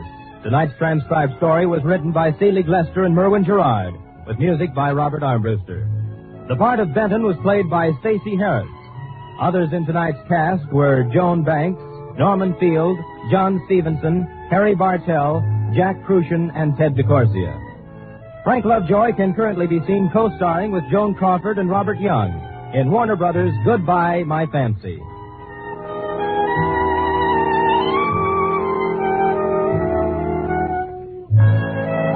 Listen next week at this time and every week as Randy Stone searches through the city for the strange stories waiting for him in the darkness.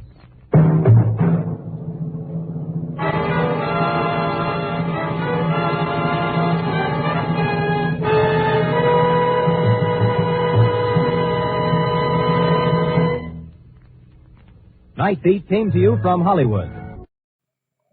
The CBS Radio Mystery Theater presents...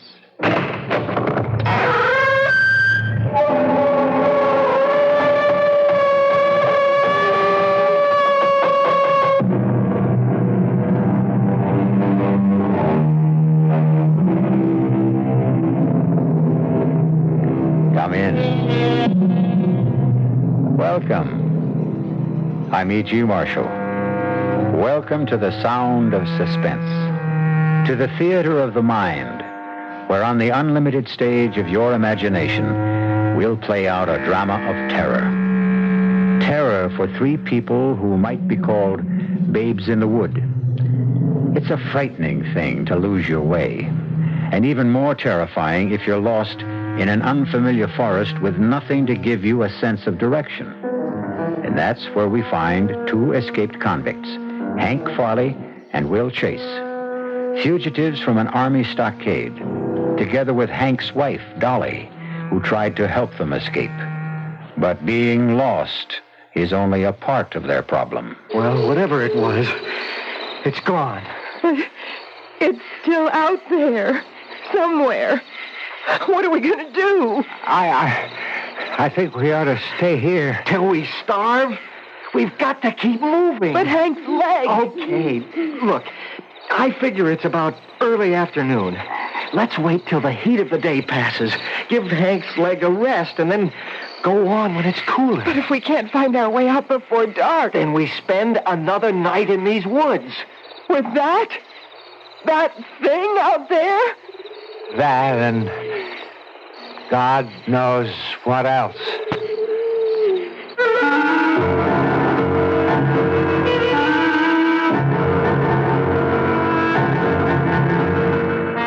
Our mystery drama, Escape, was written especially for the Mystery Theater by Bob Juran and stars Terry Keane and Robert Dryden. It is sponsored in part by New Sugar-Free Diet 7-Up and Buick Motor Division. I'll be back shortly with Act One.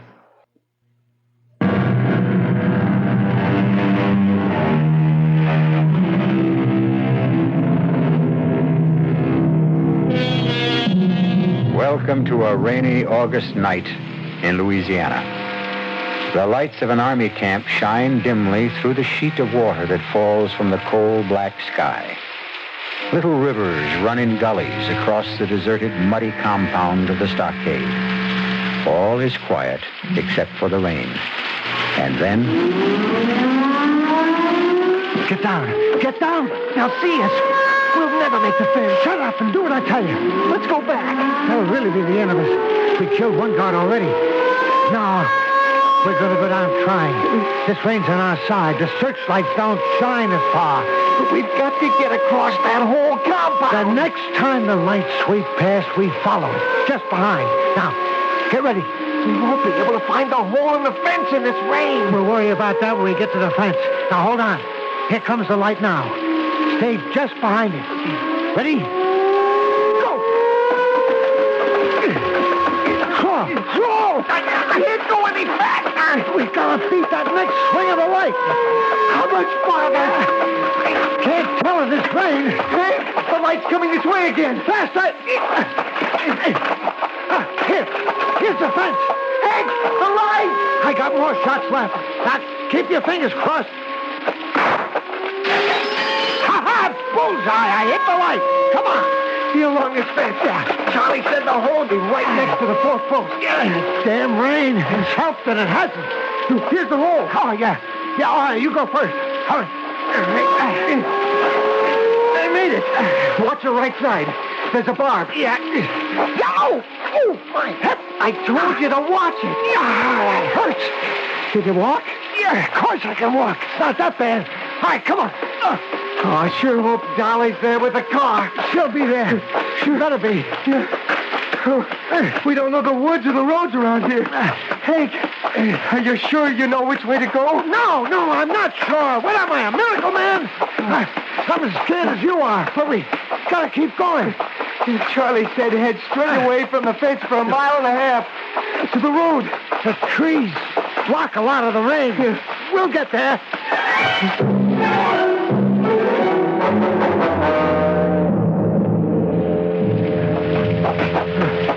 There's a clearing. It must be the road. That looks like a car, Hank. Huh?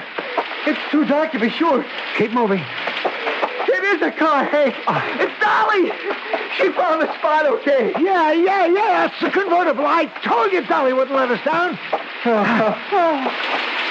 Hank, you made it. Oh, bless you, Dolly, for being here. Okay, well, get in the back. Thank God you made it, Hank. Oh, I have missed you so. Time for that later, doll. All right, come on, get going. Oh, hey, man, you sure are a mess. Yeah, we had to crawl through the mud. Yeah. Where are we heading? Well, first to Masonville. We pick up the interstate there. I had a heck of a time finding my way in here. The rain didn't help either. It helped us back to stockade. What's the matter? Oh, I ripped myself crawling through the fence. Is it bad? I don't know. I don't think so. I haven't had a chance to look at it. Well, maybe we should stop in Masonville. Are you crazy? Oh, you'll be all right. We don't dare stop. He's right. We'll keep going. Oh, but... what's the matter? I just went half the road I'm supposed to take. You sure? Yeah, I'm positive. I turned right at the white sign coming in, so I'm supposed to turn left going out. Well, we can't argue with you. 1 mile on this road, and then right at the cemetery.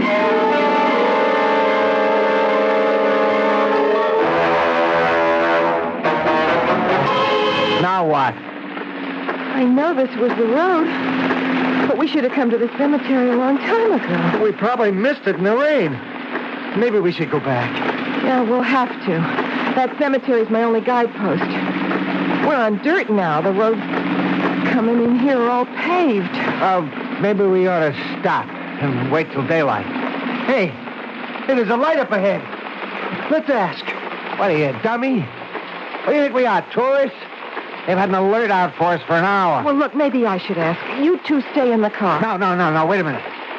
It might not be so bad. It's isolated out here. Maybe they haven't heard about us. And even if they have, it doesn't make any difference. What are you talking about? We're going to spend the night in that house.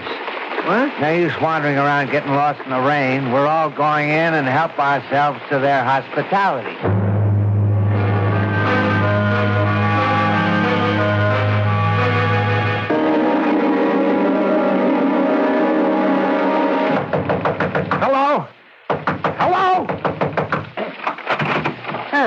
What do you want? Our car broke down. Can we use your phone? What happened to you? Haven't you ever seen mud before? Well, come on in.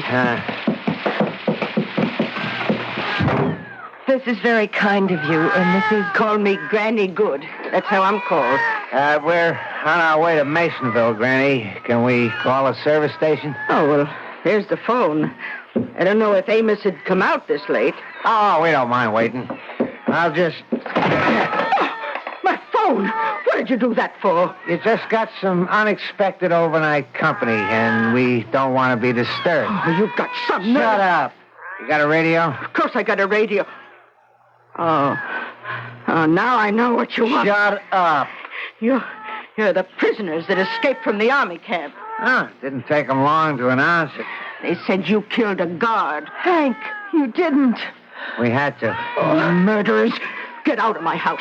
Get out. You just shut up, old lady. You murderers, you'll not stay in my house. Hank, an old woman. Oh, you'll be sorry for that. Murderer. Shut up, I said.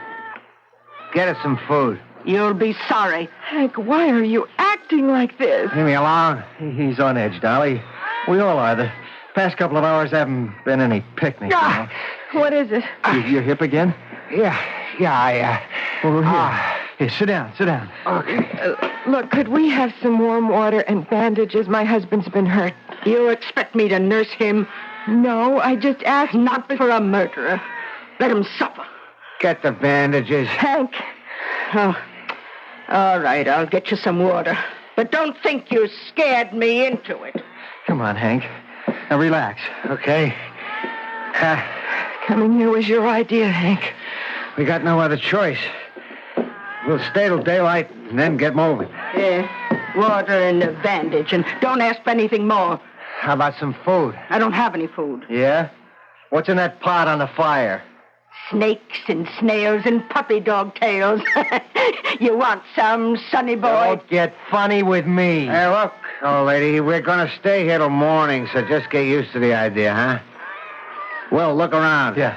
See if there's anything we can use, and find some food no matter what she says. Hank, sit still. I'll fix your leg. Now, just a minute.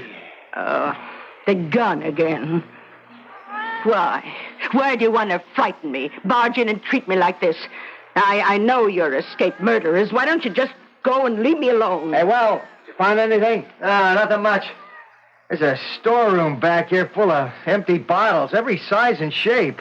Oh. Oh, so Granny likes to put up her own, huh? Where are the full bottles, Granny? I don't know what you're talking about. Where's your booze? I could use a drink right now. There's no liquor here. Find it, Will. Right. No, don't open that cabinet. Open it, Will. No, please. It's locked. Open it. Oh, please, don't. Get away from there. Hey, look at that. Money. It's mine. Stacks and stacks of money. Just laying there. Ah, that is something we can use. No. Don't you dare touch that. There's no hurry. We'll pack it up when we're ready to leave. All right, come on, Will. Wash up, and Dolly will find us something to drink. And eat.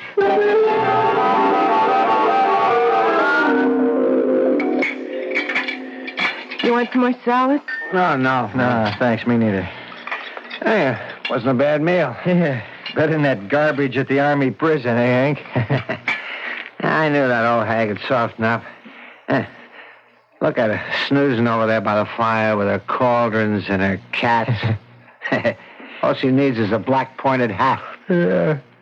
I could use some sleep myself. They'll take turns. There's nothing that old hag can do, but we better not take chances. She might run for help. Yeah, still pouring rain, though. That wouldn't stop her. And she knows her way around here. Well, look, I'll stay up. I'm too nervous to sleep anyway. I don't like the way that one cat keeps staring at us. Yeah, I know what you mean. It's bugging me, too. What are you two trying to do? Spook us all? I'll just be glad when we're out of here. Hank, why don't we leave now? Granny will tell us how to get to the main road into Masonville just to get rid of us. No way. She could get us really lost or direct us right back to the Army base.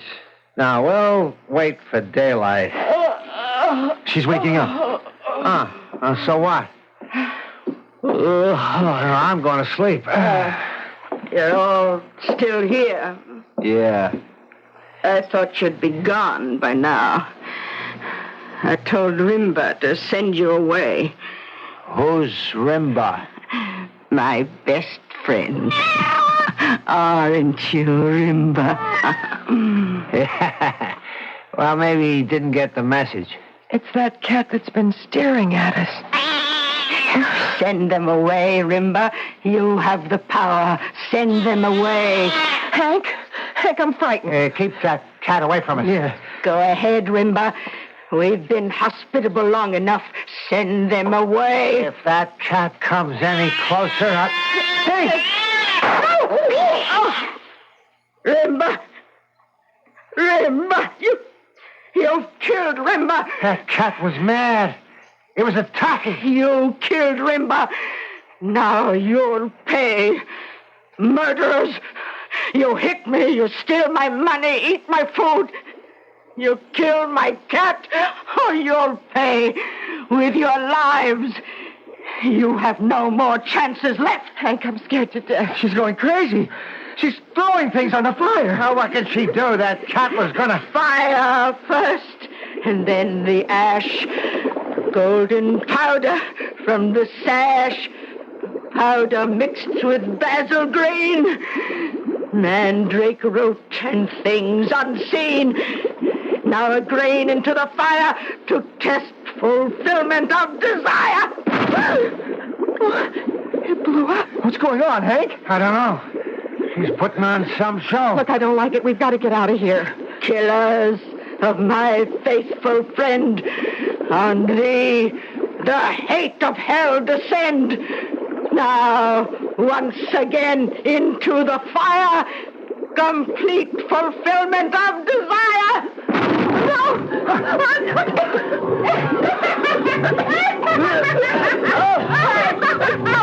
I can't breathe. Get out of here. Holy smoke. How can we get out of here? Can't see anything. Hey, Joey. Where are you? I'm suffocating. I'm over here. Hey. Where are you?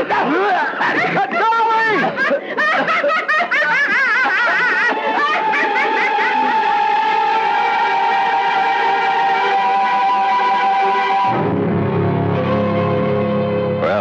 That's one way of getting rid of unexpected and unwanted company.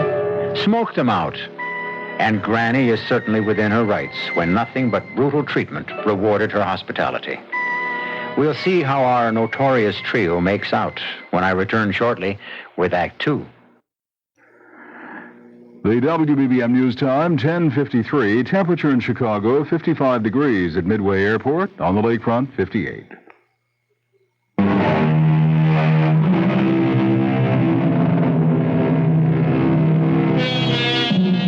We return now to the rather bizarre scene at the cottage of old Granny Good. After being terrorized by her very rude and ungrateful guests, she struck back by filling the cottage with smoke from a powder she threw into the fire.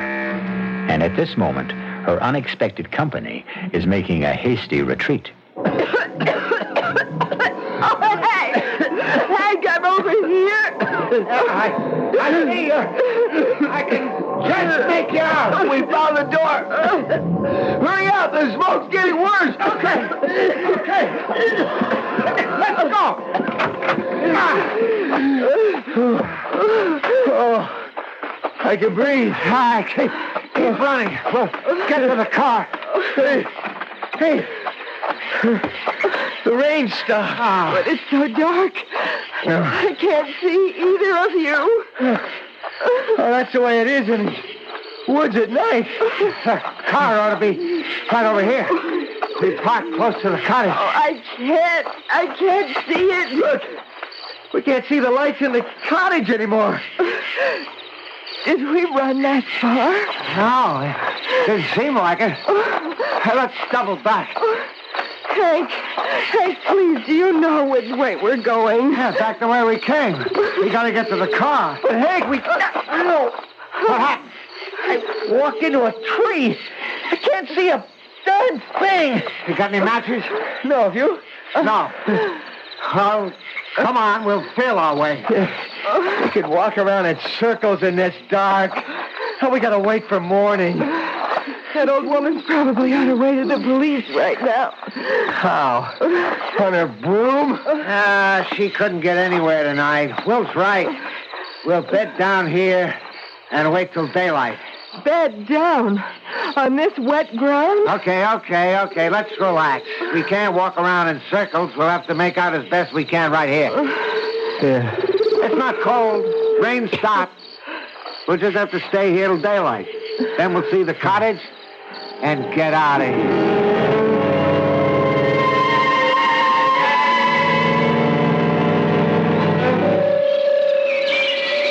Hank, you awake? Yeah. It's getting light. Oh, yeah. Better get moving. Dolly. You all right, honey? Oh, it's so stiff. You'll feel better once we get going. Hey, Dolly. Look. What? Where's the cottage? It's gone. Well, we couldn't have wandered that far away from it. Well, we did. We thought we were heading back for it in the dark. Instead, we were walking away from it. What direction should we go? Well, if we keep moving, we gotta come to a road sometime. Maybe the dirt road we came in on. Okay. Look. That looks like a path up ahead. Oh, yeah. Yeah, the undergrowth isn't as thick up there. Well, the path's gotta lead somewhere. What do? We go right or left, huh? Left. It seems to go up. Yeah. Maybe if we get to higher ground, we'll see the cottage. Oh, okay. We go left. Yeah. Hank, suppose we can't find our way out of here. We don't have any water, any food. Don't think like that, Dolly. We'll get out of here. We couldn't have come all that far from the cottage last night. We stopped walking after a few minutes. The cottage and that dirt road have to be close. Yeah. But we may still be walking away from them. Oh,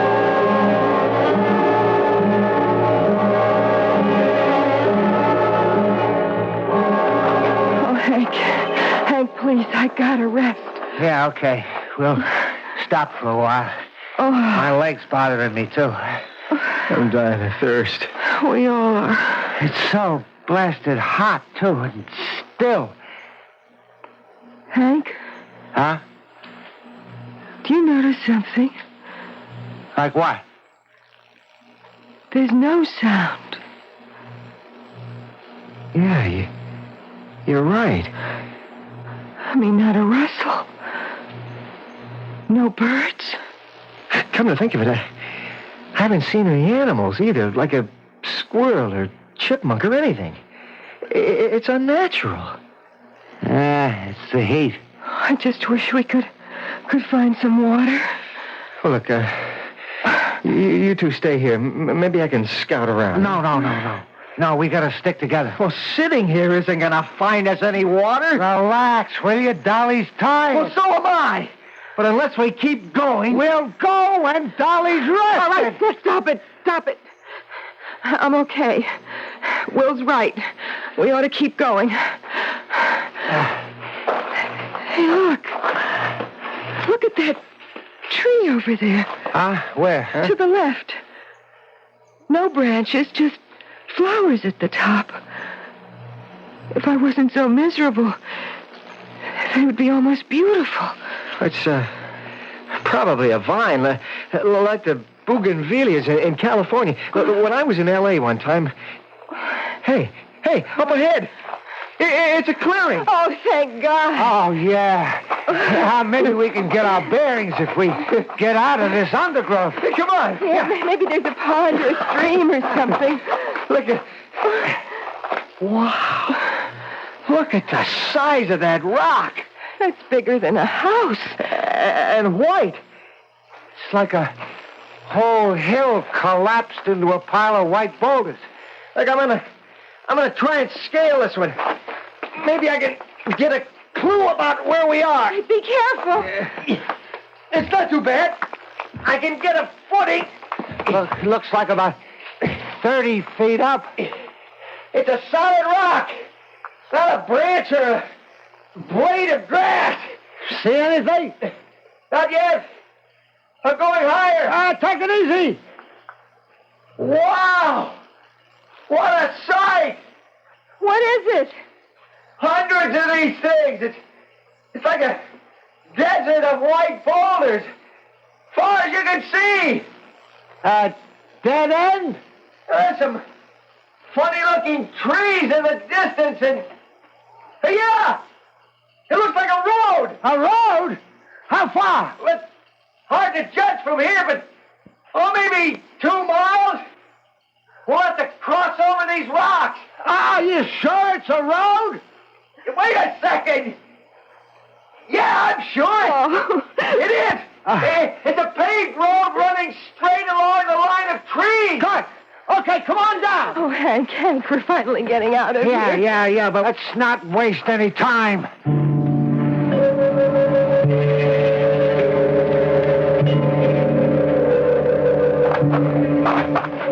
How much farther? We're almost to the road. You can see the line of trees. His legs killing me. I think it's infected. I've got to have some water. It's not far now. We're coming out of the rocks now. Okay, where's the road? I don't know. It was along here. I saw it. And nothing but more jungle. We're back in the woods. I know there was a road. You thought you saw a road, you damn idiot. That was a mirage. We come all this way for a mirage. Well, how was I to know? God, we're lost. Jack. We're lost. Shut up, Dolly. We're going going to die here. I know it. We're never going to find out. Stop it, will you? Okay. All right, we all got to rest now. The heat's getting to us. And I can't go another step on this leg without some rest. Oh, well, that's just great. What are we going to have to do, carry you? You're going to have to carry me if I don't get some water. Now, look, we've been pushing for hours. Let's try to calm down. All right, we're lost, but... What? Listen. What is it? What would someone be doing making a sound like that? Whoever it is probably won't know about us. We can ask him how to get out of here. He's got to know how he got in. Sounds like he's clearing brush. He's coming closer. What is that? Oh, my God! That looks like an ant! A giant ant! Oh, hey! It's as big as I am! All right, get back under these rocks. It hasn't seen us. I'm going to be sick. Oh, hey. Down and quiet! Oh, my leg is hanging. It can't be an ant. Well, you saw it. But I don't believe it. What's it doing now? It looks like it's eating a plant. Oh, what are we going to do? Pray it doesn't try to eat us. It could. Stop it! I can't stand it! Will you shut up? I think it's seen us. Oh, I heard it. Yeah, it's waving those things on its head. It's trying to find out where we are. Don't anybody move a muscle. It'll stop moving. We're just dreaming this. There can't be ants that big. I think it spotted us. I can't look. It's moving this way. It's moving. We can't fight it. We gotta get back under those boulders. They form a natural cave back there. Yeah, well, I can't make it fast on this leg. You've got to. Take his arm, Dolly. I can't move. Okay. I'll make it on my own. I can't move. Hey, Will, help her. I'll drag myself. It's attacking. No, I can't stand it.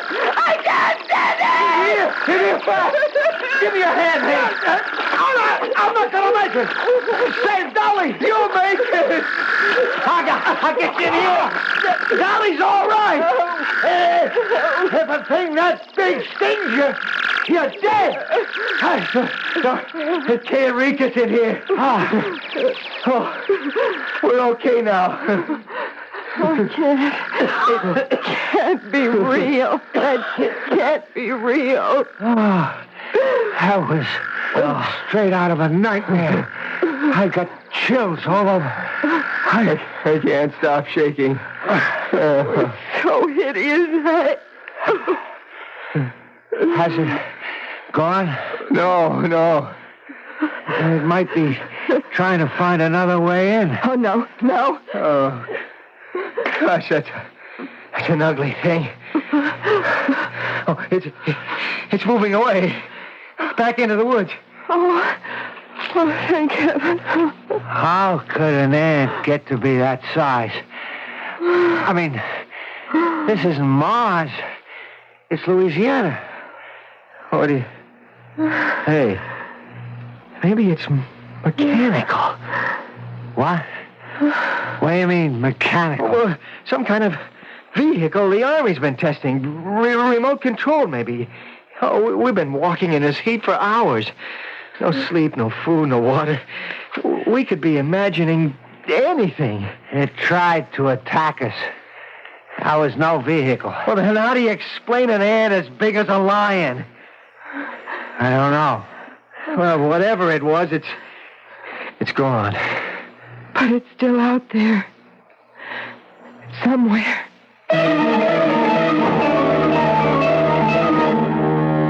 What else, indeed?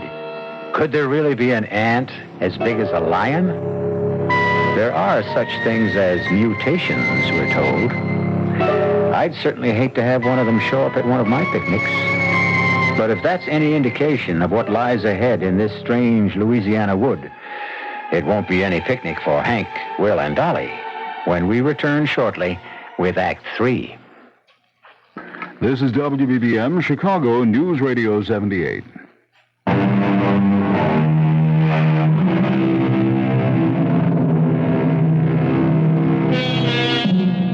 No escape goes unpursued. And at the moment, while Hank, Will, and Dolly are considering their predicament, their pursuers are hot on the trail. Let's return to Granny Good's cottage as a car bearing the word sheriff on its doors winds its way up the road and then suddenly stops. Something wrong, Sheriff?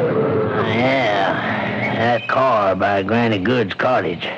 It's got out-of-state plates. Don't see many of them around here. Let's walk the rest of the way. Keep your gun handy. Harley and Chase were on foot when they left their stockade. They could have been picked up by somebody. Hi, Roy. Hi, Granny. Everything all right here? No, it ain't. I just got finished burying Rimba, my favorite cat. Whose car? That belongs to the fellas I think you're looking for. They've been here. They were here. They're gone now. Without their car? Oh, Granny, this here is Major Thomas from the Army base where those two fellows escaped from. He's investigating. How do, Major? Hello, Miss Good. You say they were here and then left without their car, is that right? Last night, a few hours after they came. And good riddance. They're nothing but murderers. They killed my cat, my Rimba. And they hit me, tried to steal my money. Yeah, well, now, if they didn't take their car, where'd they go? I don't know. It was pouring rain. They run out into the woods. There's a girl with them. She drove the getaway car. She said she was the wife of one of them. Yep, Hank Farley's wife. Chase wasn't married. Oh, well, come on in out of the heat. I have lemonade ready. All right, tell us what happened last night, Granny. Well, Roy, they bust in here around 10 o'clock. Oh, they traveled fast. First alarm went out at 9. And they were all covered with mud. But I'd heard it on the radio. I knew who they were. And they pulled the phone out of the wall. But what made them leave?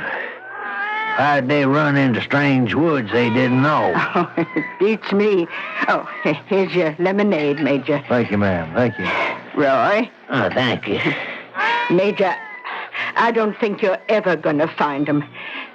Those woods out there, one wrong step and you're lost forever.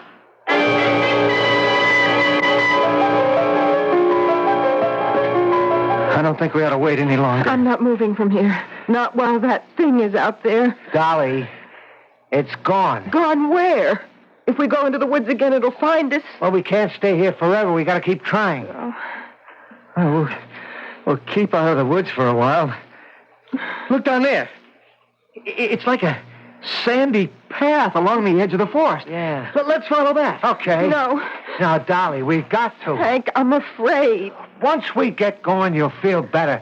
It's sitting around here imagining things that's getting to us. Come on. Come on, I'll help you. Guess I don't have any choice. Oh, I'm so thirsty. How's that leg, Hank? Oh, boy, it hurts like the devil. But I don't have any choice either. Huh? Is anything out there? No. Not a sound either. Okay. Let's go.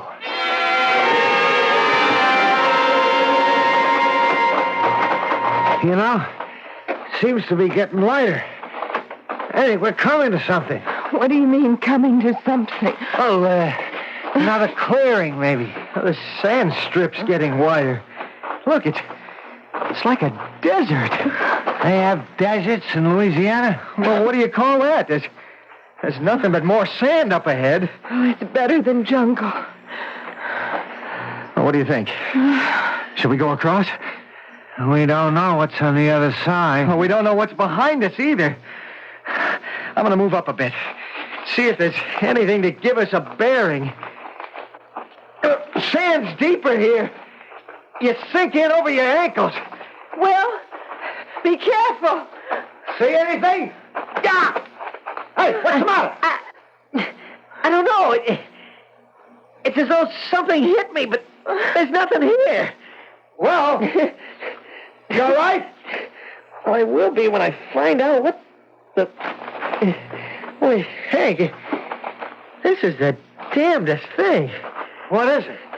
It's a force field of some kind. What do you mean? Force field? Look, we're standing here. Now walk straight ahead. Slowly. Okay. Ah! It knocks you back. Stay back, Dolly. Don't worry. Now I'm convinced of it. We're wandering around an Army testing ground. This is another one of their experiments. Is there a way around it? Somewhere, probably. Yeah, but where? You can actually reach out and touch it. It's like feeling your way along an invisible wall. You know what this means? We're right back in prison again. Our only escape is into the waiting hands of Major Thomas. We'll have to go back. Go back to where?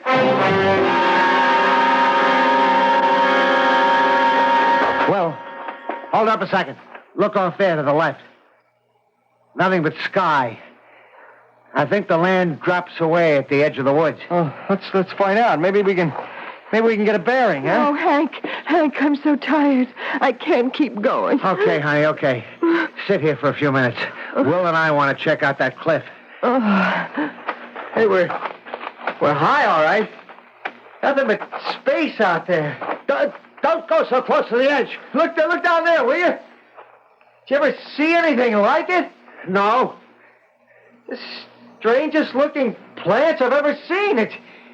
It's not like the woods anymore. Yeah, tall, spindly things and flowers. Don't make sense. Look at this thing. Over here. Ah! Oh! Hang on! I'm sliding! What's happened? I can't stop! We're going down the cliff! What can we do? Stop it! Watch it! Hey, wait a minute! He's grabbed hold of a plant. Hey, Will! Are you all right? He can't hear you. He seems okay. He's pulling himself up on the plant. Hank! Look! Oh, my God! The plant's crushing him. It's closing around him. It can't be! Oh, Hank, do something. The plant is swallowing him.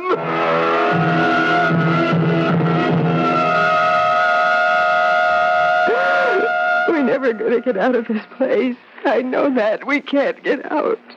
Dolly, please, don't let go. We're not in Louisiana. We're in hell.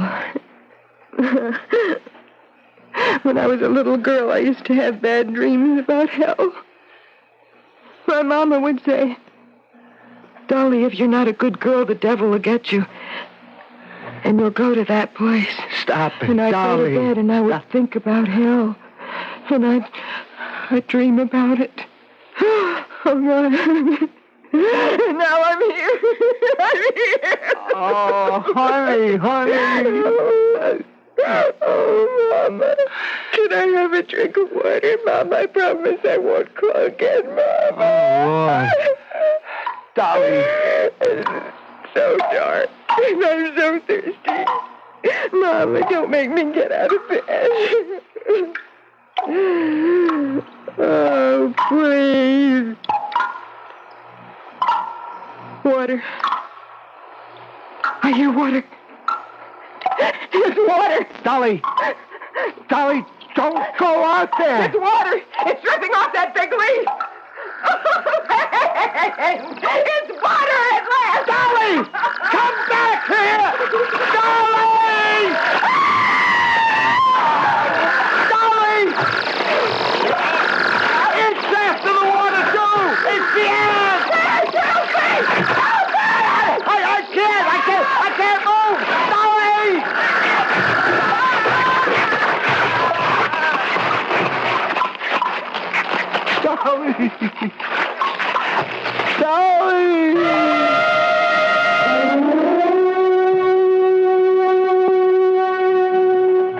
thank you for the lemonade, Mr. Good, and the information. I'll have Fred and Tony up here in about 20 minutes. Oh, whatever you think best. And I'll get the phone company out to fix your phone before dark. You can't be without that. Oh, I'd appreciate it, Roy. All right, we'll be in touch, Granny. Major, are you married? Why, yes, I am. Well, then I'd be most happy if you'd take this to your wife. A little token of my appreciation. Why, it's very beautiful. Well, it's a terrarium. I see you've been admiring it. Granny's terrariums are famous around these parts, Major. Everybody buys them. My wife's got one with a plant that eats meat. That's the Venus flytrap. There's one in this glass, too. Well, thank you very much. My wife will really enjoy it. My pleasure. Oh, something wrong, Major? Well, I thought I saw something moving in there. Well, it might be an ant. Sometimes they're in the earth when I plant them. It does no harm. Well, thank you again, Mr. Good, and don't worry. We'll get those men. Well, you never know. You might be closer than you think.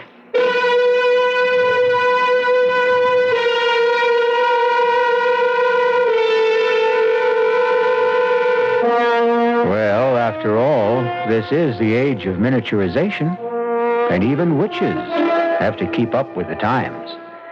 It appears that Granny Good reduced her problem to the smallest common denominator and arrived at a satisfactory solution. It also strikes me as a convenient way to lose weight or avoid a bill collector, unless, of course, one goes too far and finds himself reduced to nothing. I'll be back shortly.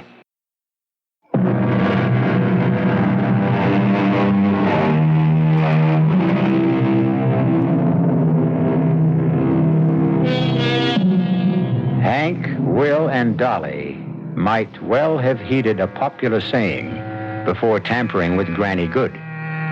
Never underestimate the power of a woman, particularly one with lots of cats and a cauldron bubbling over the fire. We'll be stirring up some more suspense and terror for you on our next Mystery Theater tale. So do join us again. Our cast included Terry Keane, Robert Dryden, Bob Caliban, and Bryna Rayburn. The entire production was under the direction of Hyman Brown. Radio Mystery Theater was sponsored in part by Contac, the 12-hour allergy capsule, Anheuser-Busch Incorporated, brewers of Budweiser, and the Kellogg Company, makers of Kellogg's Special K cereal. This is E.G. Marshall inviting you to return to our Mystery Theater for another adventure in the macabre. Until next time, pleasant dreams.